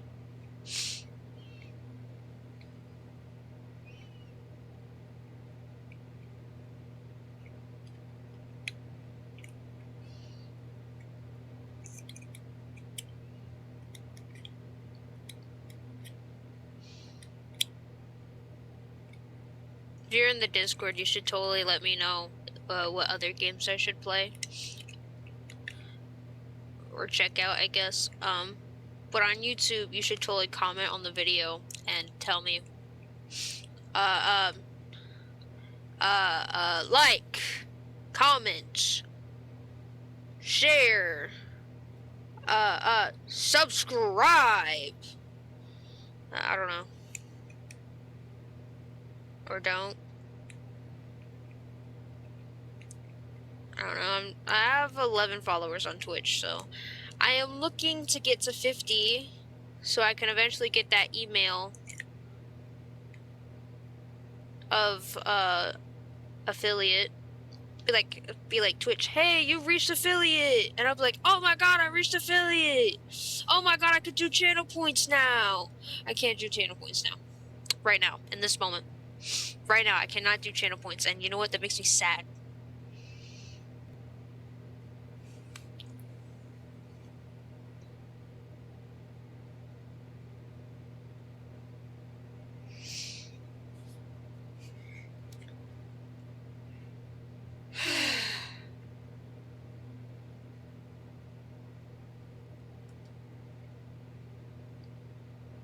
You know, the most fun I had on stream was when I disappointingly had less engagement, like so little engagement. It was when I was playing the Happy Hills Homicide.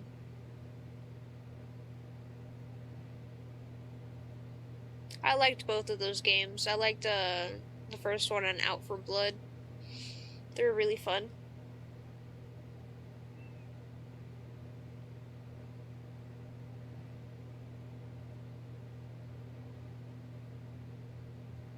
You know, on YouTube, that I've gotten the most views on that.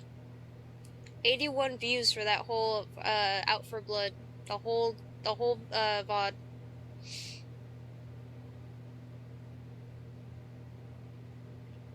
And then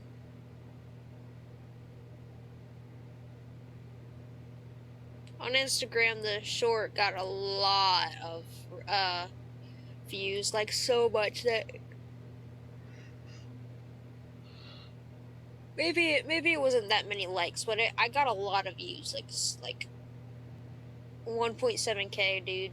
That's crazy in my eyes. Like, that was my only post that's blown up. In views, I should say. A similar thing happened on YouTube, actually. Like, a similar thing really did happen on YouTube. I think they're close. Like, I got 2 commenters on that one. Genuinely. They started talking about Billy Lemons. I was like, Billy Lemons?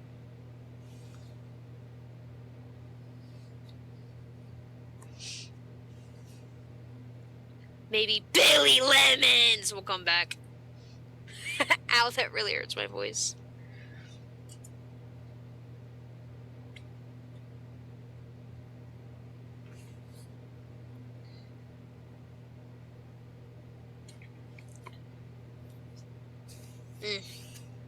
Well.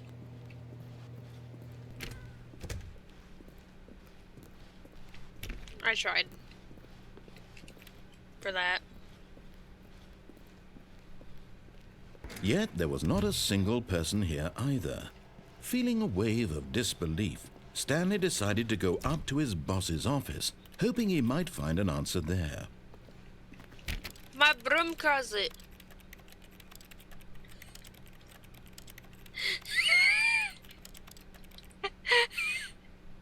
Of course it's Billy Lemons! What you talking about? Coming to a staircase, Stanley walked upstairs to his boss's office.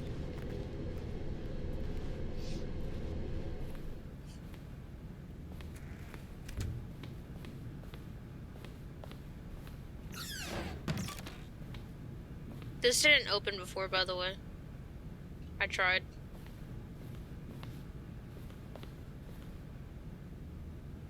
Dude, this is sad. Look at this. This is sad.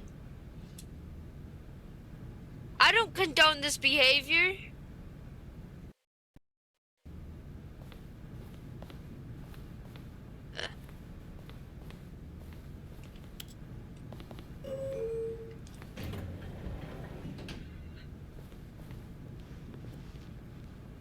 I keep trying to zoom with the crouch button.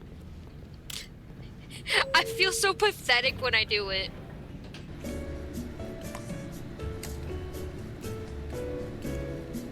Oh yeah. Oh yeah. Oh yeah.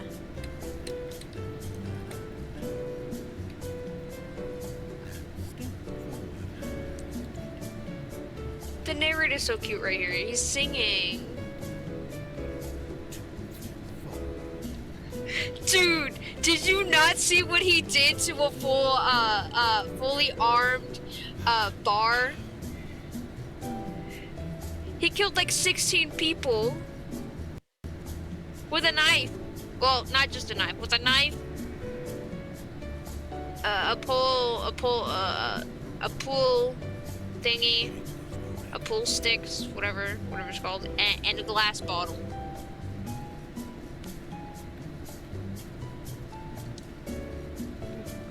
This music's fire, by the way. Oh yeah.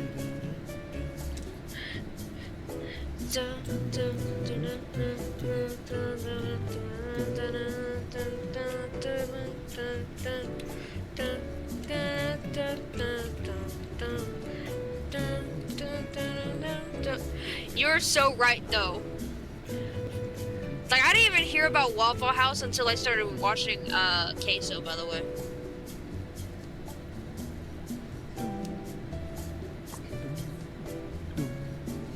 I was like, what the hell is a Waffle House? And I saw it was the most simplistic thing ever, and then apparently the lore behind it. The things that happen inside a Waffle House are not simplistic at all.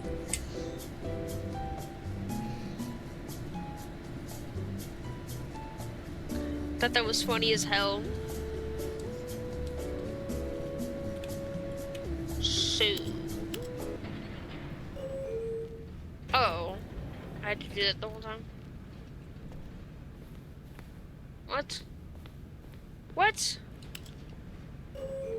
Oh, press down now. Oh yeah, music's back.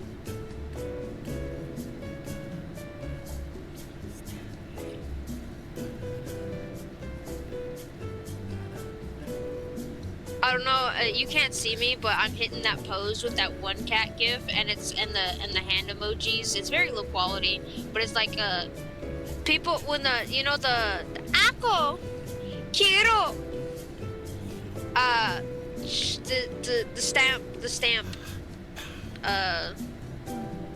meme. Does people who do the GIF reaction? No, I'm sorry.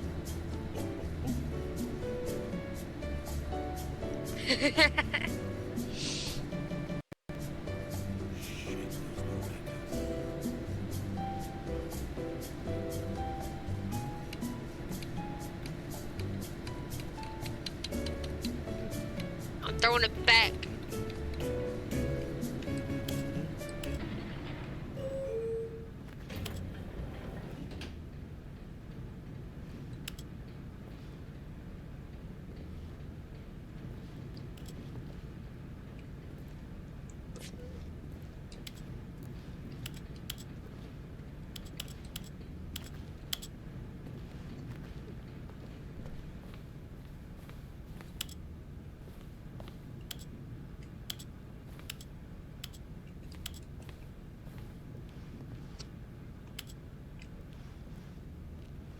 Oh, no more music elevator?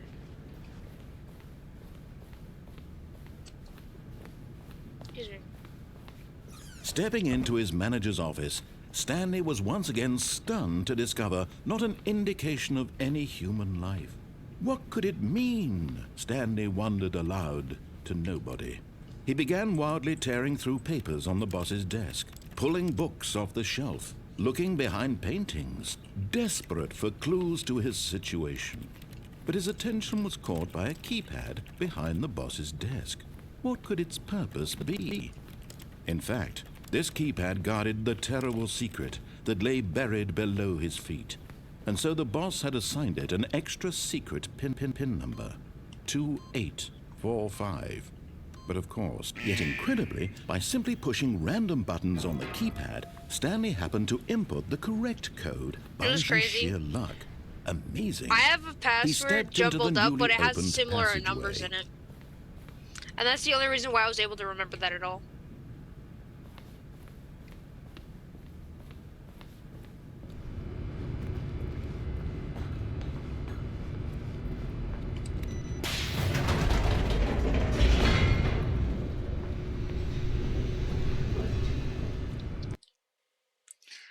Loading, loading, loading, loading, loading, loading, loading. I like the little loading screen. I love it. It's like I like it. It's like the end is never the end, is never the end, is never the end, is never the end, is never the end. It's like it really just like loops into itself.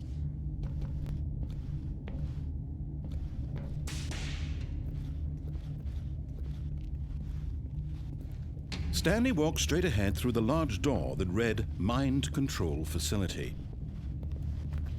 Although this passageway had the word escape written on it, the truth was that at the end of this hall, Stanley would meet his violent death.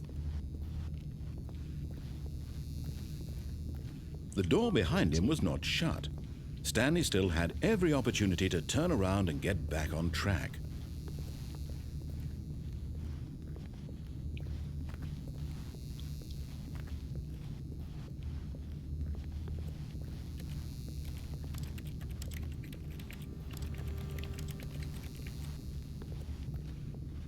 But of course, Stanley thought better of it and realized he simply had too much to live for.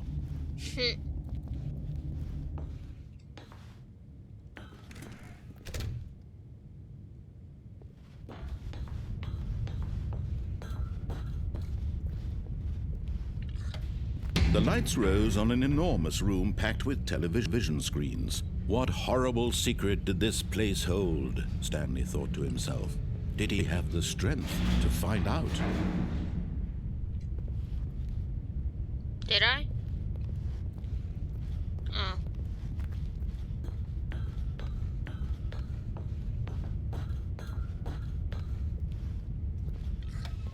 Now the monitors jumped to life, their true nature revealed. Fired. Each bore the number of an employee in the building, Stanley's co-workers. The lives of so many individuals reduced to images on a screen, and Stanley, one of them, eternally monitored in this place where freedom meant nothing.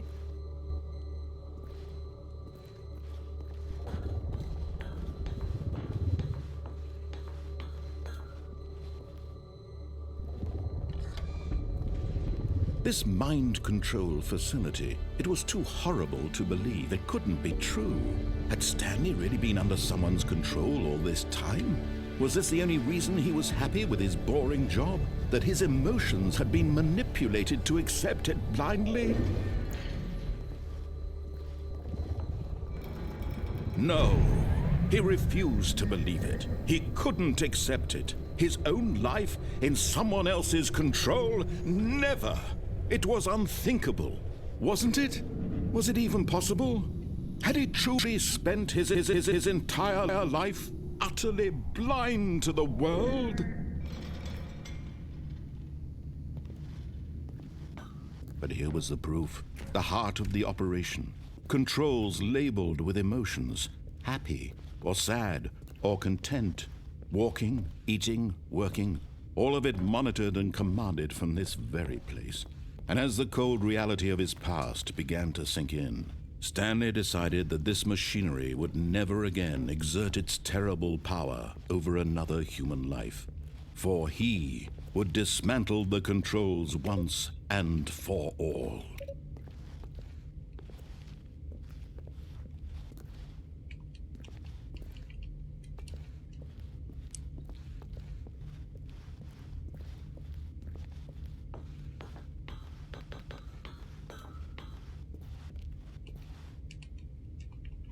There's a big red button. Let me press it, man.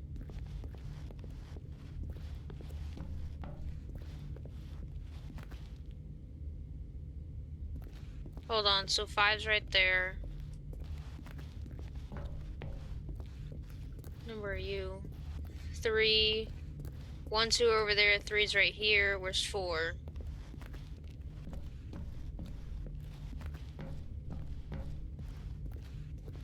Let's see, 1, 2. 3 that way.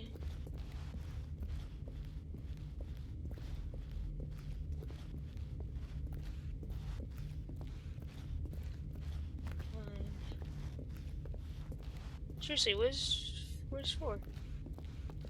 3.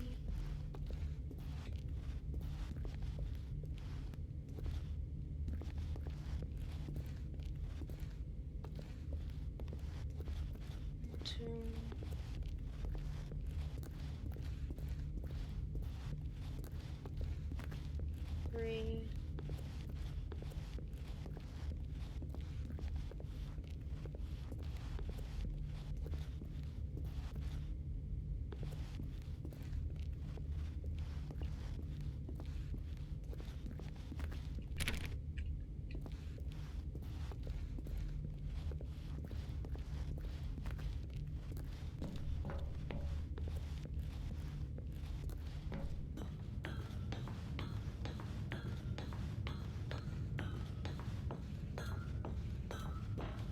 And when at last he found the source of the room's power, he knew it was his duty, his obligation, to put an end to this horrible place and to everything it stood for.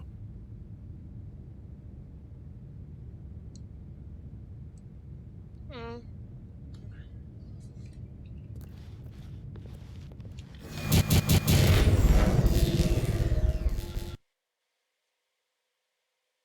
The illusion of choice.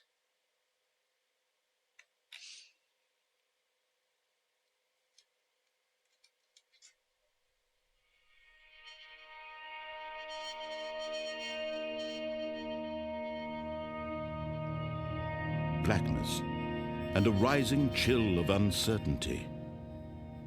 Was it over? Yes. He had won. He had defeated the machine, unshackled himself from someone else's command. Freedom was mere moments away. And yet, even as the immense door slowly opened, Stanley reflected on how many puzzles still lay unsolved. Where had his co-workers gone? How had he been freed from the machine's grasp? What other mysteries did this strange building hold? But as sunlight streamed into the chamber, he realized none of this mattered to him. For it was not knowledge or even power that he had been seeking, but happiness. Perhaps his goal had not been to understand, but to let go. No longer would anyone tell him where to go, what to do, or how to feel. Whatever life he lives, it will be his. And that was all he needed to know. It was perhaps the only thing worth knowing. Stanley stepped through the open door. Stanley felt the cool breeze upon his skin, the feeling of liberation, the immense possibility of the new path before him. This was exactly the way, right now, that things were meant to happen. And Stanley was happy.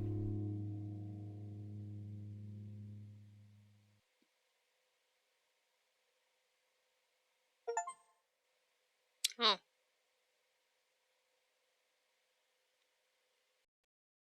I beat the game. But end is never the end, is never the end, is never the end, is never the end.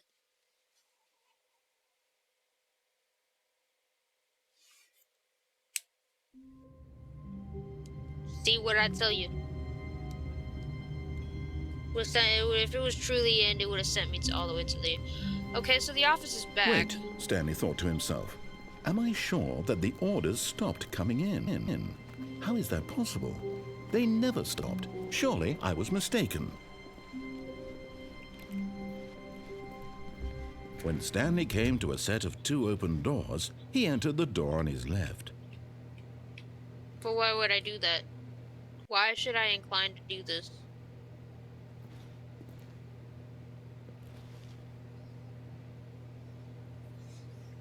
Let's try again!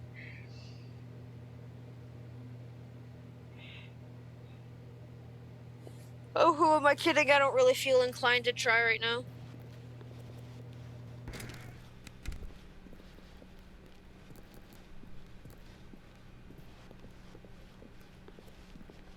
Yet there was not a single person here either. Feeling a wave of disbelief, Stanley decided to go up to his boss's office. Hoping he'd coming to a staircase, Stanley walked upstairs to his boss's office. Wrong way.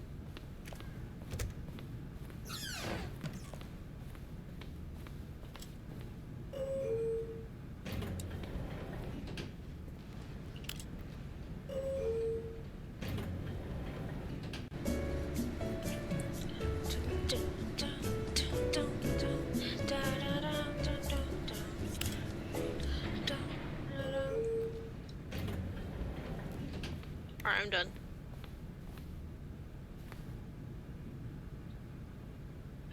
I am the most expensive boss. That's crazy. The moment he entered his manager's office, Stanley froze in his tracks. Not a living soul anywhere. Could he really be all alone? This was too much for Stanley to take. Too much for any man to take. He fell to his knees, bursting into half moans, half... Stanley was in such a rush to get through the story as quickly as possible, he didn't even have a single minute to just let the narrator talk. That kind of anxiety isn't healthy, so he relaxed for a few moments with some calming New Age music. Oh, damn. Oof. Well, this is good. The narrator be giving some heat, bro. Feeling soothed and rejuvenated, Stanley calmly walked forward into the opened passageway.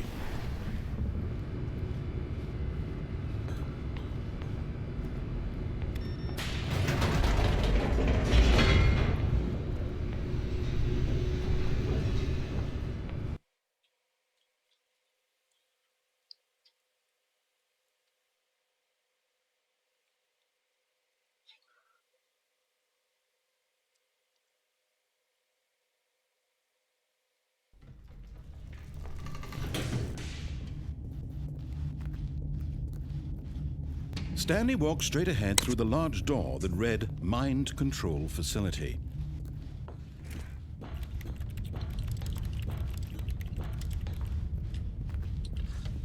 The lights rose on an enormous room packed with television screens. What horrible secret did this place hold? Stanley thought to himself. Did he have the strength to find out?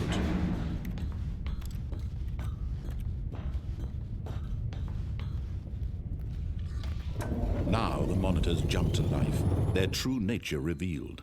Each bore the number of an employee in the building, Stanley's co-workers.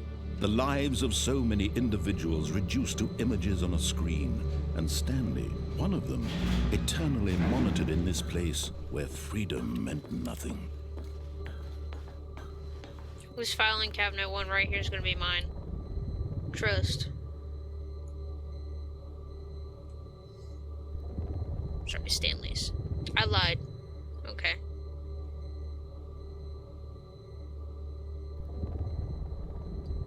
Whatever. This mind control facility, it was too horrible to believe. It couldn't be true. Had Stanley really been under someone's control all this time? There it is. Was this It the is only a filing reason he was cabinet one, happy but it with was his over there. boring job? That his emotions had been manipulated to accept it blindly? No.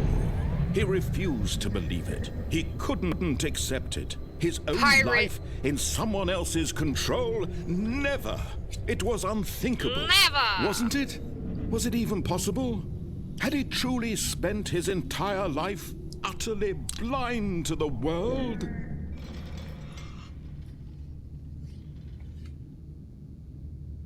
Sure I did, kid. That was straight mad disrespectful the way I said that, by the way.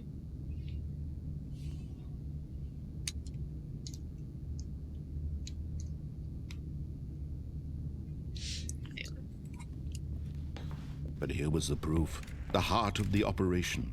Controls labeled with emotions. Happy, or sad, or content. Walking, eating, working. All of it monitored and commanded from this very place. And I as still the don't know where number cold 4 reality is. of his past began to sink in, Stanley decided that this machinery would never again exert its terrible power over another human life. For he would dismantle the controls once and for all. Oh, Stanley, you didn't just activate the controls, did you? After Yes, they I kept did. you enslaved all these years, you go and I'll you be try to right. take control of the machine for yourself. Is that what you wanted? Control? Yeah. Oh, Stanley, I applaud your effort, I really do. But you need to understand, there's only so much that machine can do. You were supposed to let it go, turn the controls off, and leave. If you want to throw my story off track, you're going to have to do much better than that. I'm afraid you don't have nearly the power you think you do. For example, and I believe you'll find this pertinent, Stanley suddenly realized he had just initiated the network's emergency detonation system. In the event that this machine is activated without proper DNA identification, nuclear detonators are said to explode, eliminating the entire complex. How long until detonation then? Let's say, 2 minutes. Now this is making things a little more fun, isn't it, Stanley? It's your time to shine. You are the star. It's your story now. Shape it to your heart's desires. Oh, this is much better than what I had in mind. What a shame we have so little time left to enjoy it. Mere moments until the bomb goes off. But what precious moments each one of them is.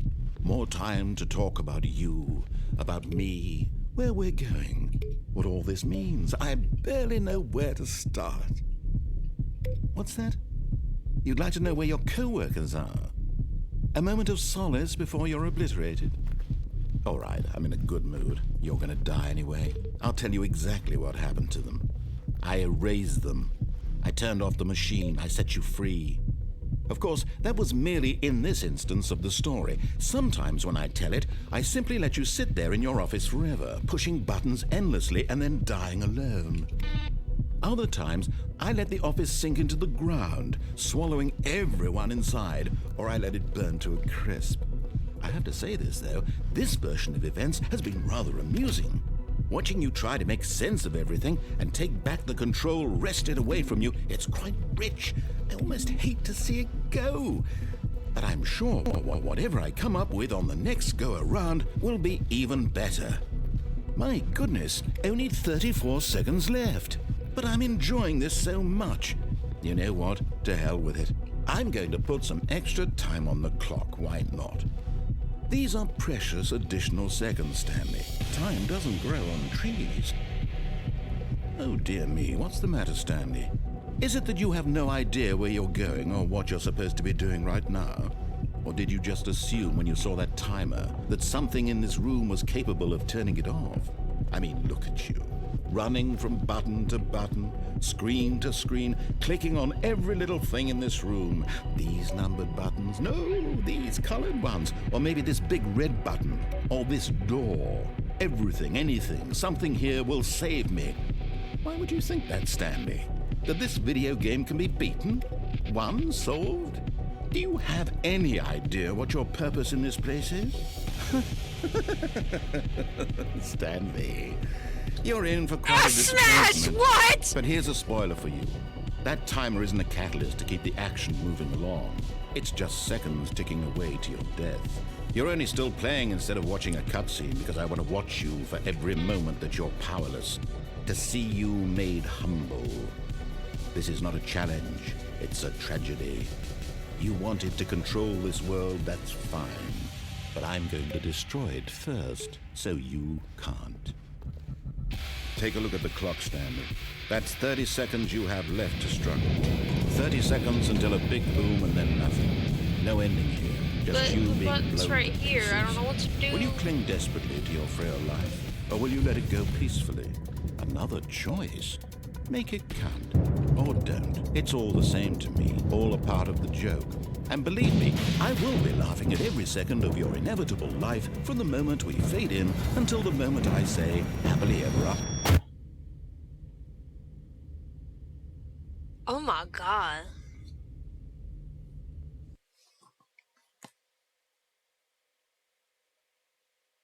The way he laughed at me though was so attractive. Excuse me.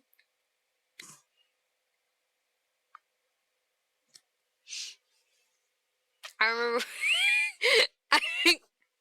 I, I remember way back when the Ultra Deluxe came out. I remember when that came out. It there was so many edits of that specific part. There were so A many. soft wind blew outside and perhaps rain started, and if it did, it stopped shortly after. Stanley hoped that he would one day see weather. Yes, this is true.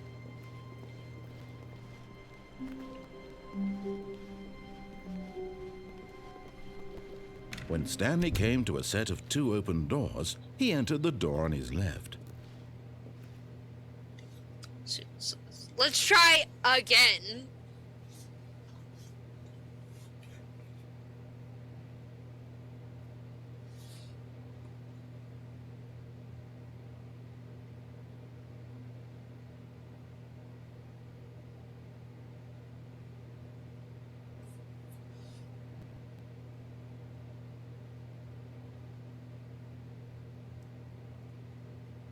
I don't remember how many endings there are.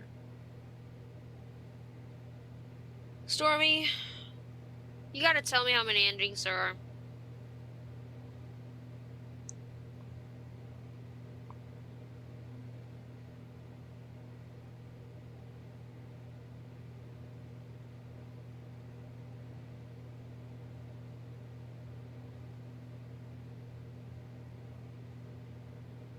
So there's this website I have in the description or bio, whichever, it doesn't matter. That just probably my bio. There's this website, and whether you're on YouTube or Twitch or some other platform, it probably says click me, obey it, and it'll take you to a website that's all about me. No, I'm playing. It'll take you to a website. You scroll down, click a button, crochet information, and then boom, you get to look at all my business action and see what you want to buy or something. I don't know. Like, there's more buttons to click. I spent good time on that website. I spent good time on it. Good time.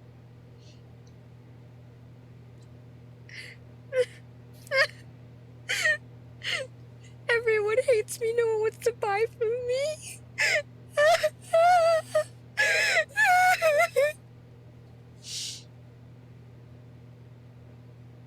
If you couldn't tell, I was faking it.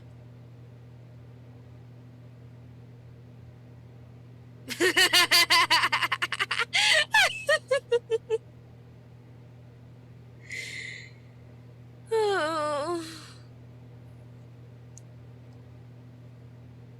I'm the best. I am the best.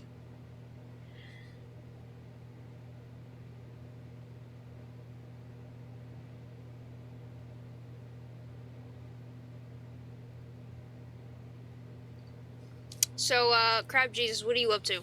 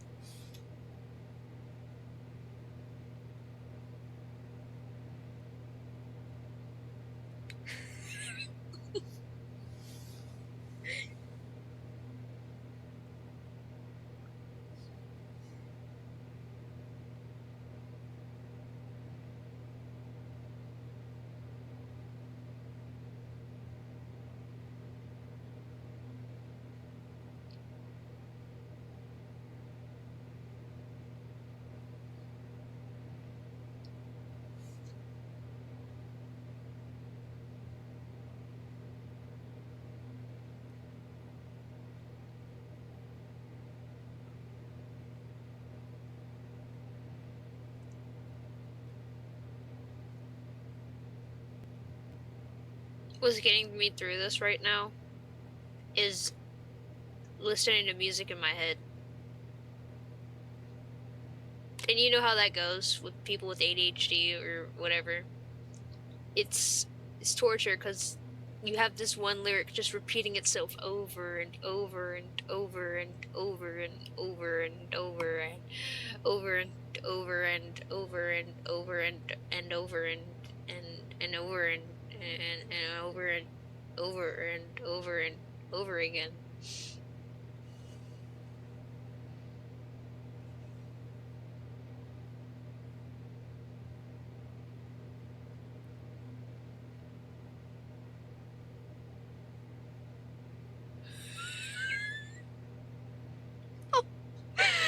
Oh no, oh hey baby, hello.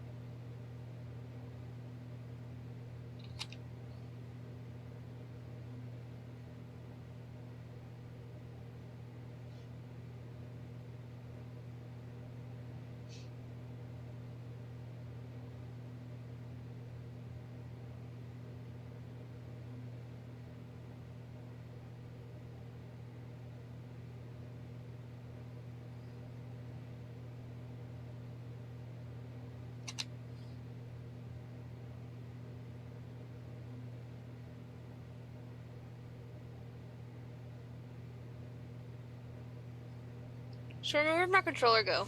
Stormy, where'd you put my controller? Oh, I found it. She's sitting on it like a weirdo.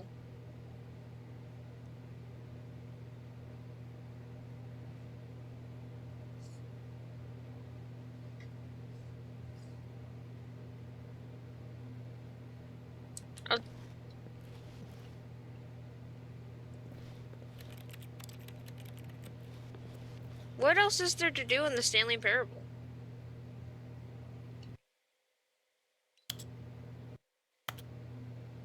Will he notice if I begin the game again? Hey, Stormy, you want to lay in my lap or something, honey?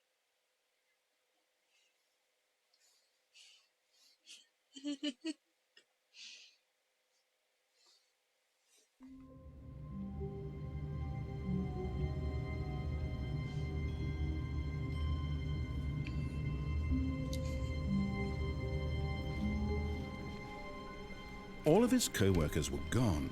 What could it mean? Stanley decided to go to the meeting room. Perhaps he had simply missed a memo. No matter how hard Stanley looked, he couldn't find a trace of his co-workers.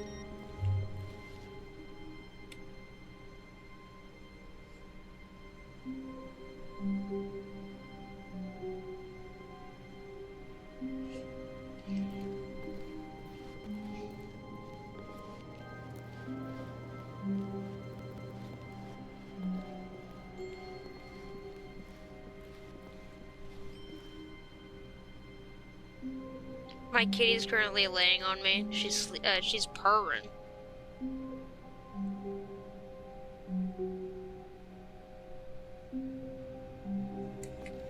When Stanley came to a set of 2 open doors, he entered the door on his left.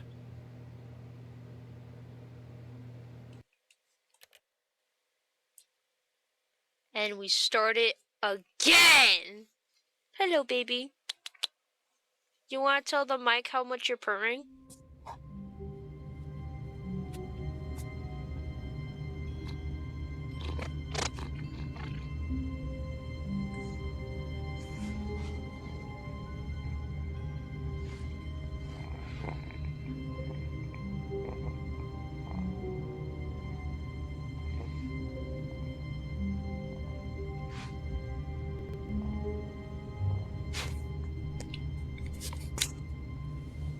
Anyway, I hope that caught. She's so cute. She's so cute. She was sniffing the microphone at first, to be honest. All of his co-workers were gone. What could it mean? Stanley decided to go to the meeting room. Perhaps he had simply missed a memo.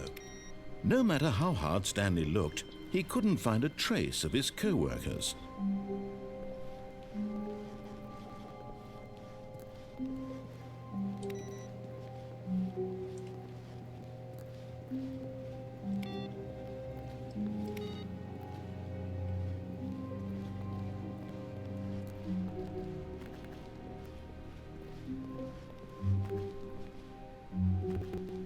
When Stanley came to a set of 2 open doors, he entered the door on his left.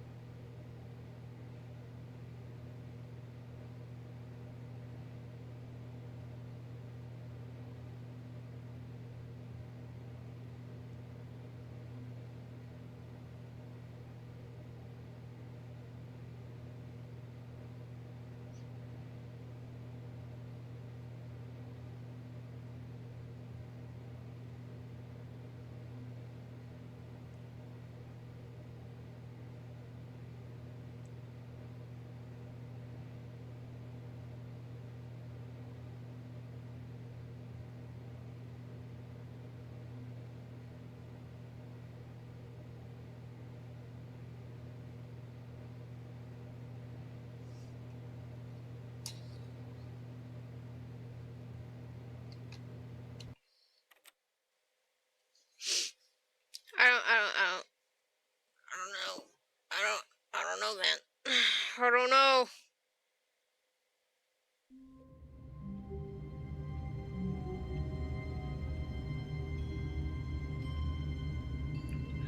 Oh, oh.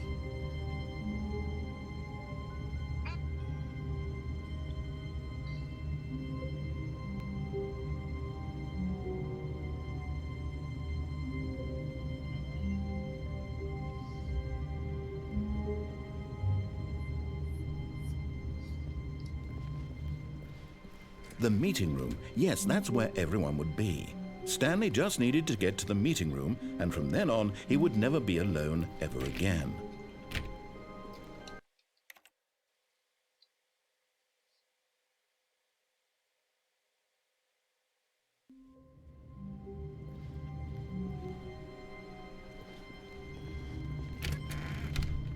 But Stanley simply couldn't handle the pressure.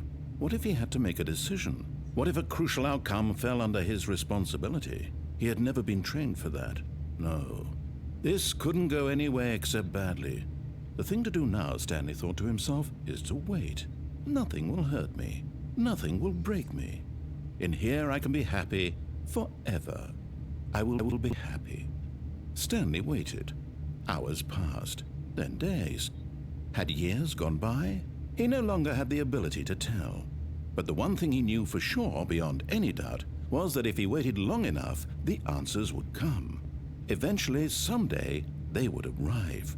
Soon, very soon now, this will end. He will be spoken to. He will be told what to do. Now it's just a little bit closer.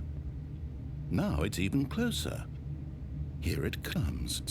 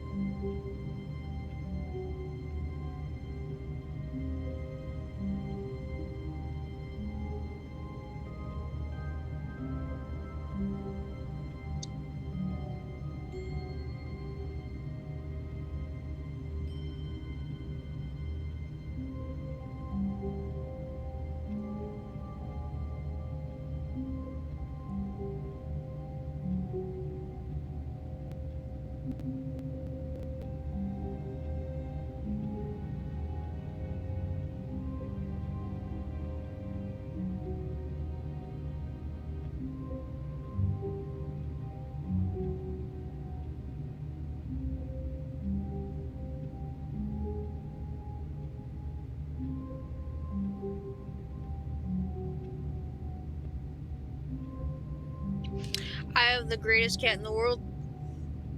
She's still purring.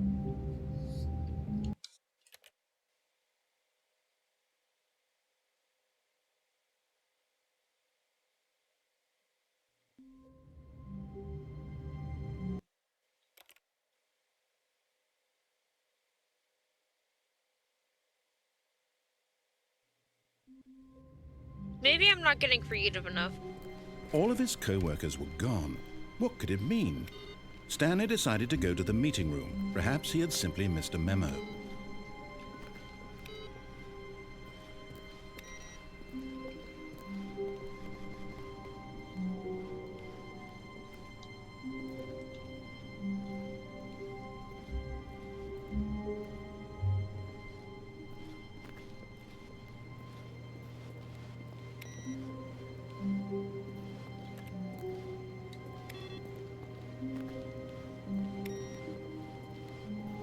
I don't know why, but I've always just pressed the button to turn this off.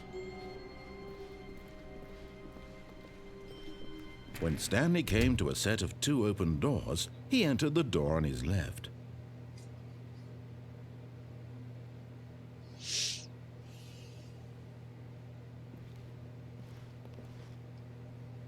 I...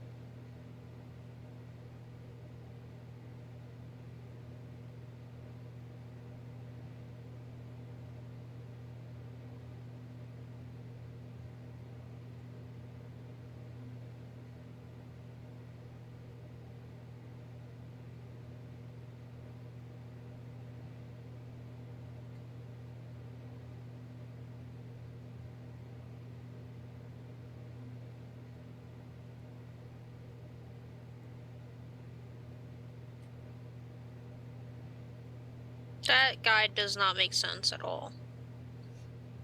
I'm gonna sneeze though. Excuse me. Oh my goodness.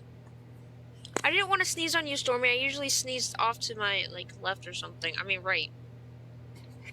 You made me sneeze to my left, and I don't normally do that.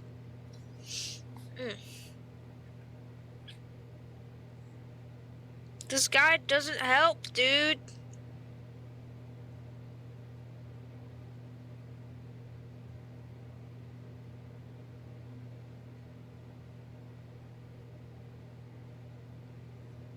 Whatever.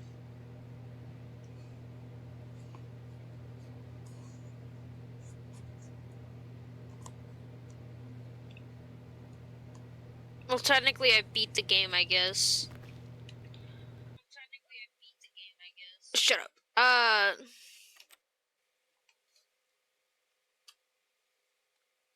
know there's several endings. I think there's like 19 endings in this version. And then the Ultra Deluxe has 46 in total, because it has like, what, 27 new endings? But I don't have much to go off of this. My memory fails me. Can't even open that.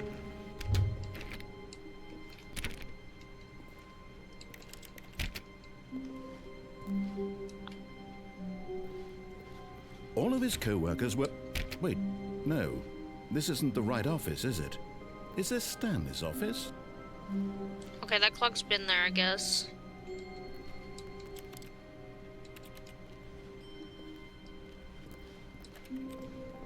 Just climb out. Can I leave?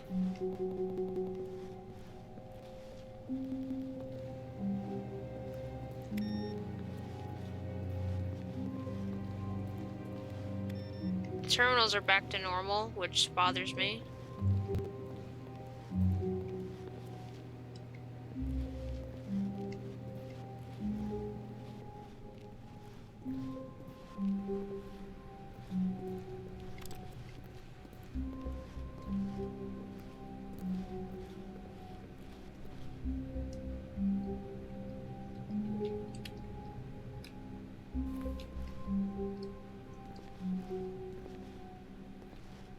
Come on, there's no jump button, dude.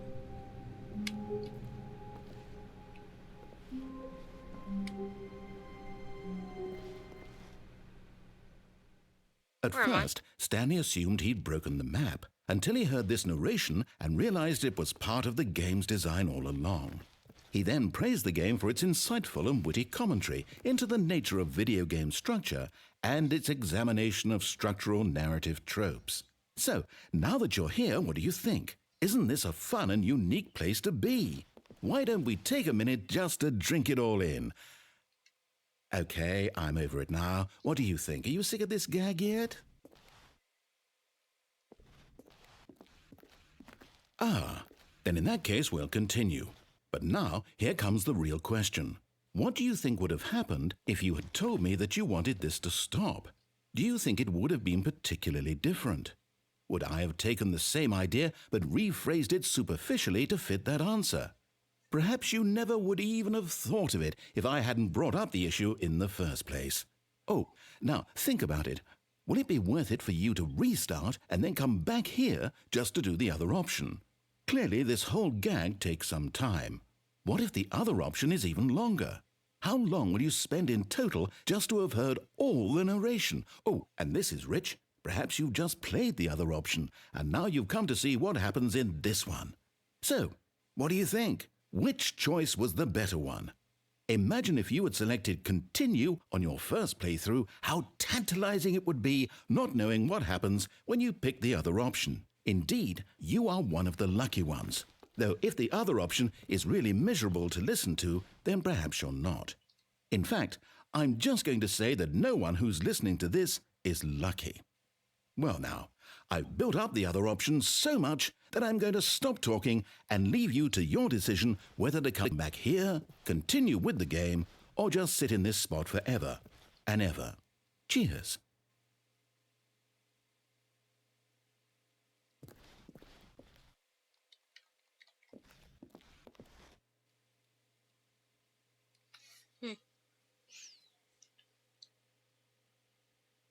Are you sick of this gag? No, not particularly. What I am sick of is getting no customers.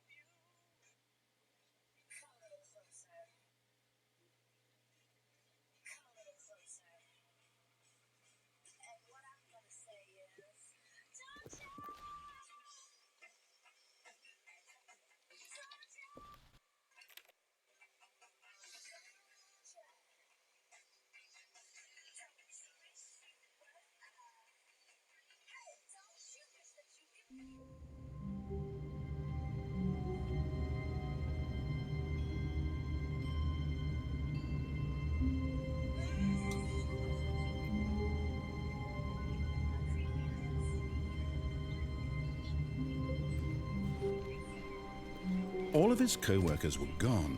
What could it mean? Stanley decided to go to the meeting room. Perhaps he had simply missed a memo. No matter how hard Stanley looked, he couldn't find a trace of his co-workers.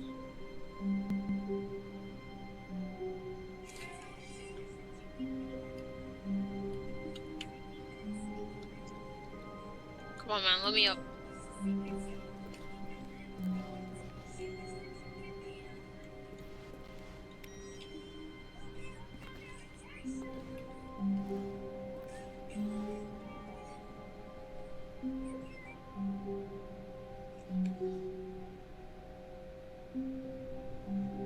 Anyway.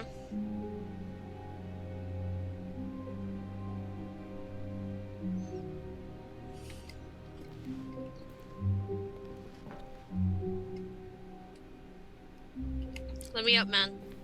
Thank you.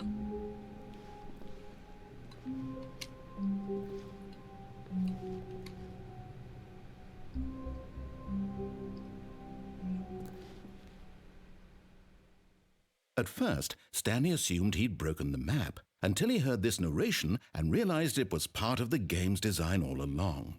He then praised the game for its insightful and witty commentary into the nature of video game structure and its examination of structural narrative tropes. So, now that you're here, what do you think? Isn't this a fun and unique place to be? Why don't we take a minute just to drink it all in? Okay, I'm over it now. What do you think? Are you sick of this gag yet? We'll do yes this time. I didn't know. Well, I don't know how to say this politely, but you could literally just hit escape and restart the game any old time you want, like right now. You could have done it just then. Now would also be an appropriate time to quit. Any of these points and so many, many more, all of them are appropriate. I'm enjoying what seems to be an internal conflict going on where you are literally unable to act on your own desires to restart the game. So, just to push the envelope, I'm going to try and make this as miserable as possible and see how long you can maintain. Oh, yeah. There once was a man named Stanley, who people considered so manly. But the truth must be told, he was not very old and was quite particularly gangly. What Stanley liked most was buttons. He pushed them like some kind of glutton. He did it all day in a meaningful way, but his brain had long ceased to function. Which is why he is in this parable and lives an existence quite terrible. And if you are not strong and keep playing along, you too will become quite unbearable. Yes. You too will become quite unbearable.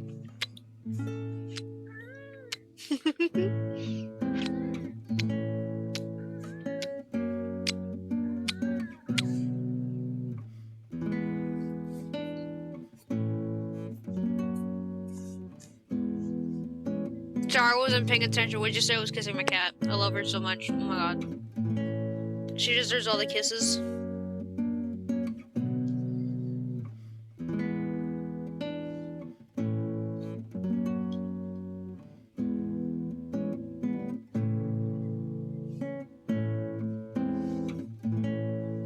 Y'all underestimate me. I could bear this for like eternity.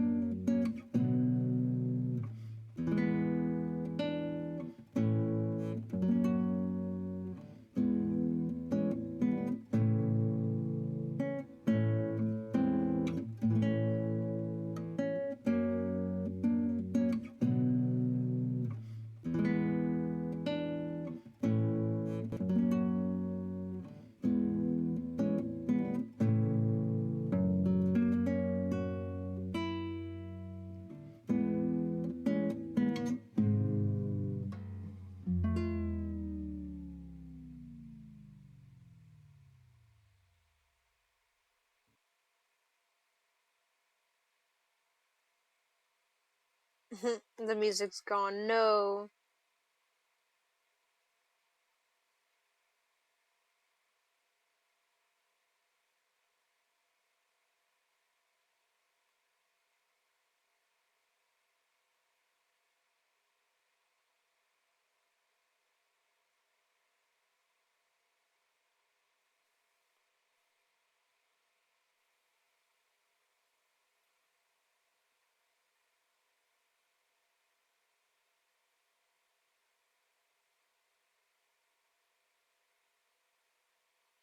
Yay!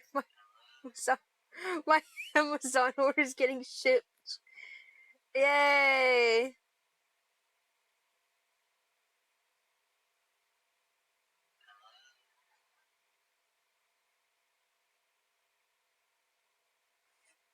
Vegan avocado.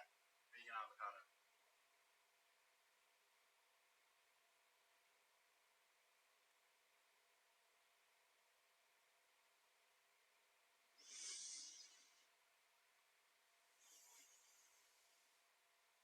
How long is this going to take?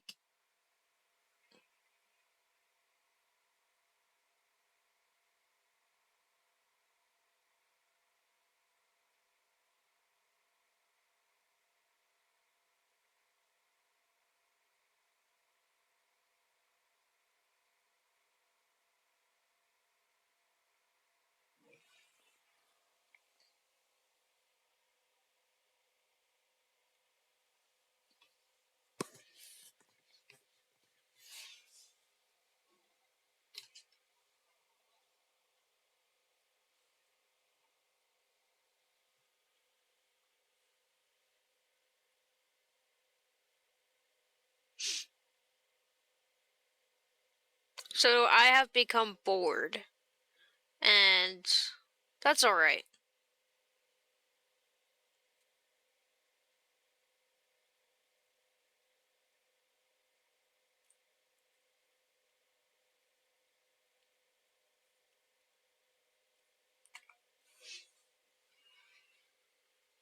And that's alright. So, this game was really fun, I admit. Yes, fun. But, I'll pick this up another time.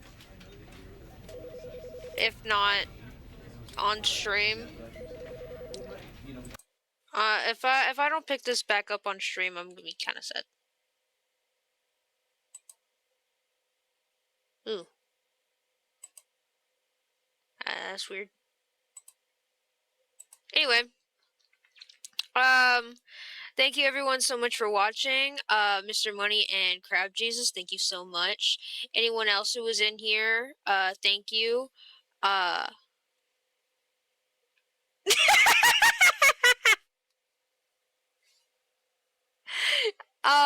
Shout out to Kizu Luna.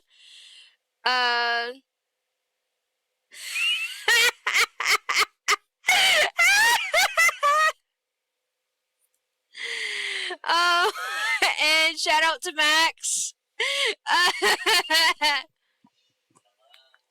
Shout out to my cat Stormy as well.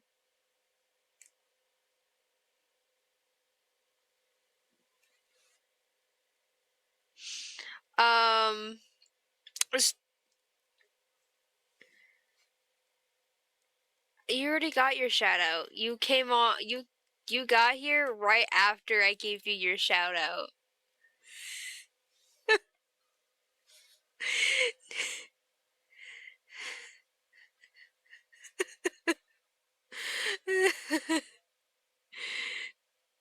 No, this is why this is literally so funny to me. I didn't finish the Stanley Parable, but I might pick it up another stream. I do have other plans for streaming. Actually, the truth is, there is no plan! I have no plan! I just do whatever I feel like it! Anyway. Again. Thank you everyone so much for watching, and I will see you in the next stream. Bye-bye!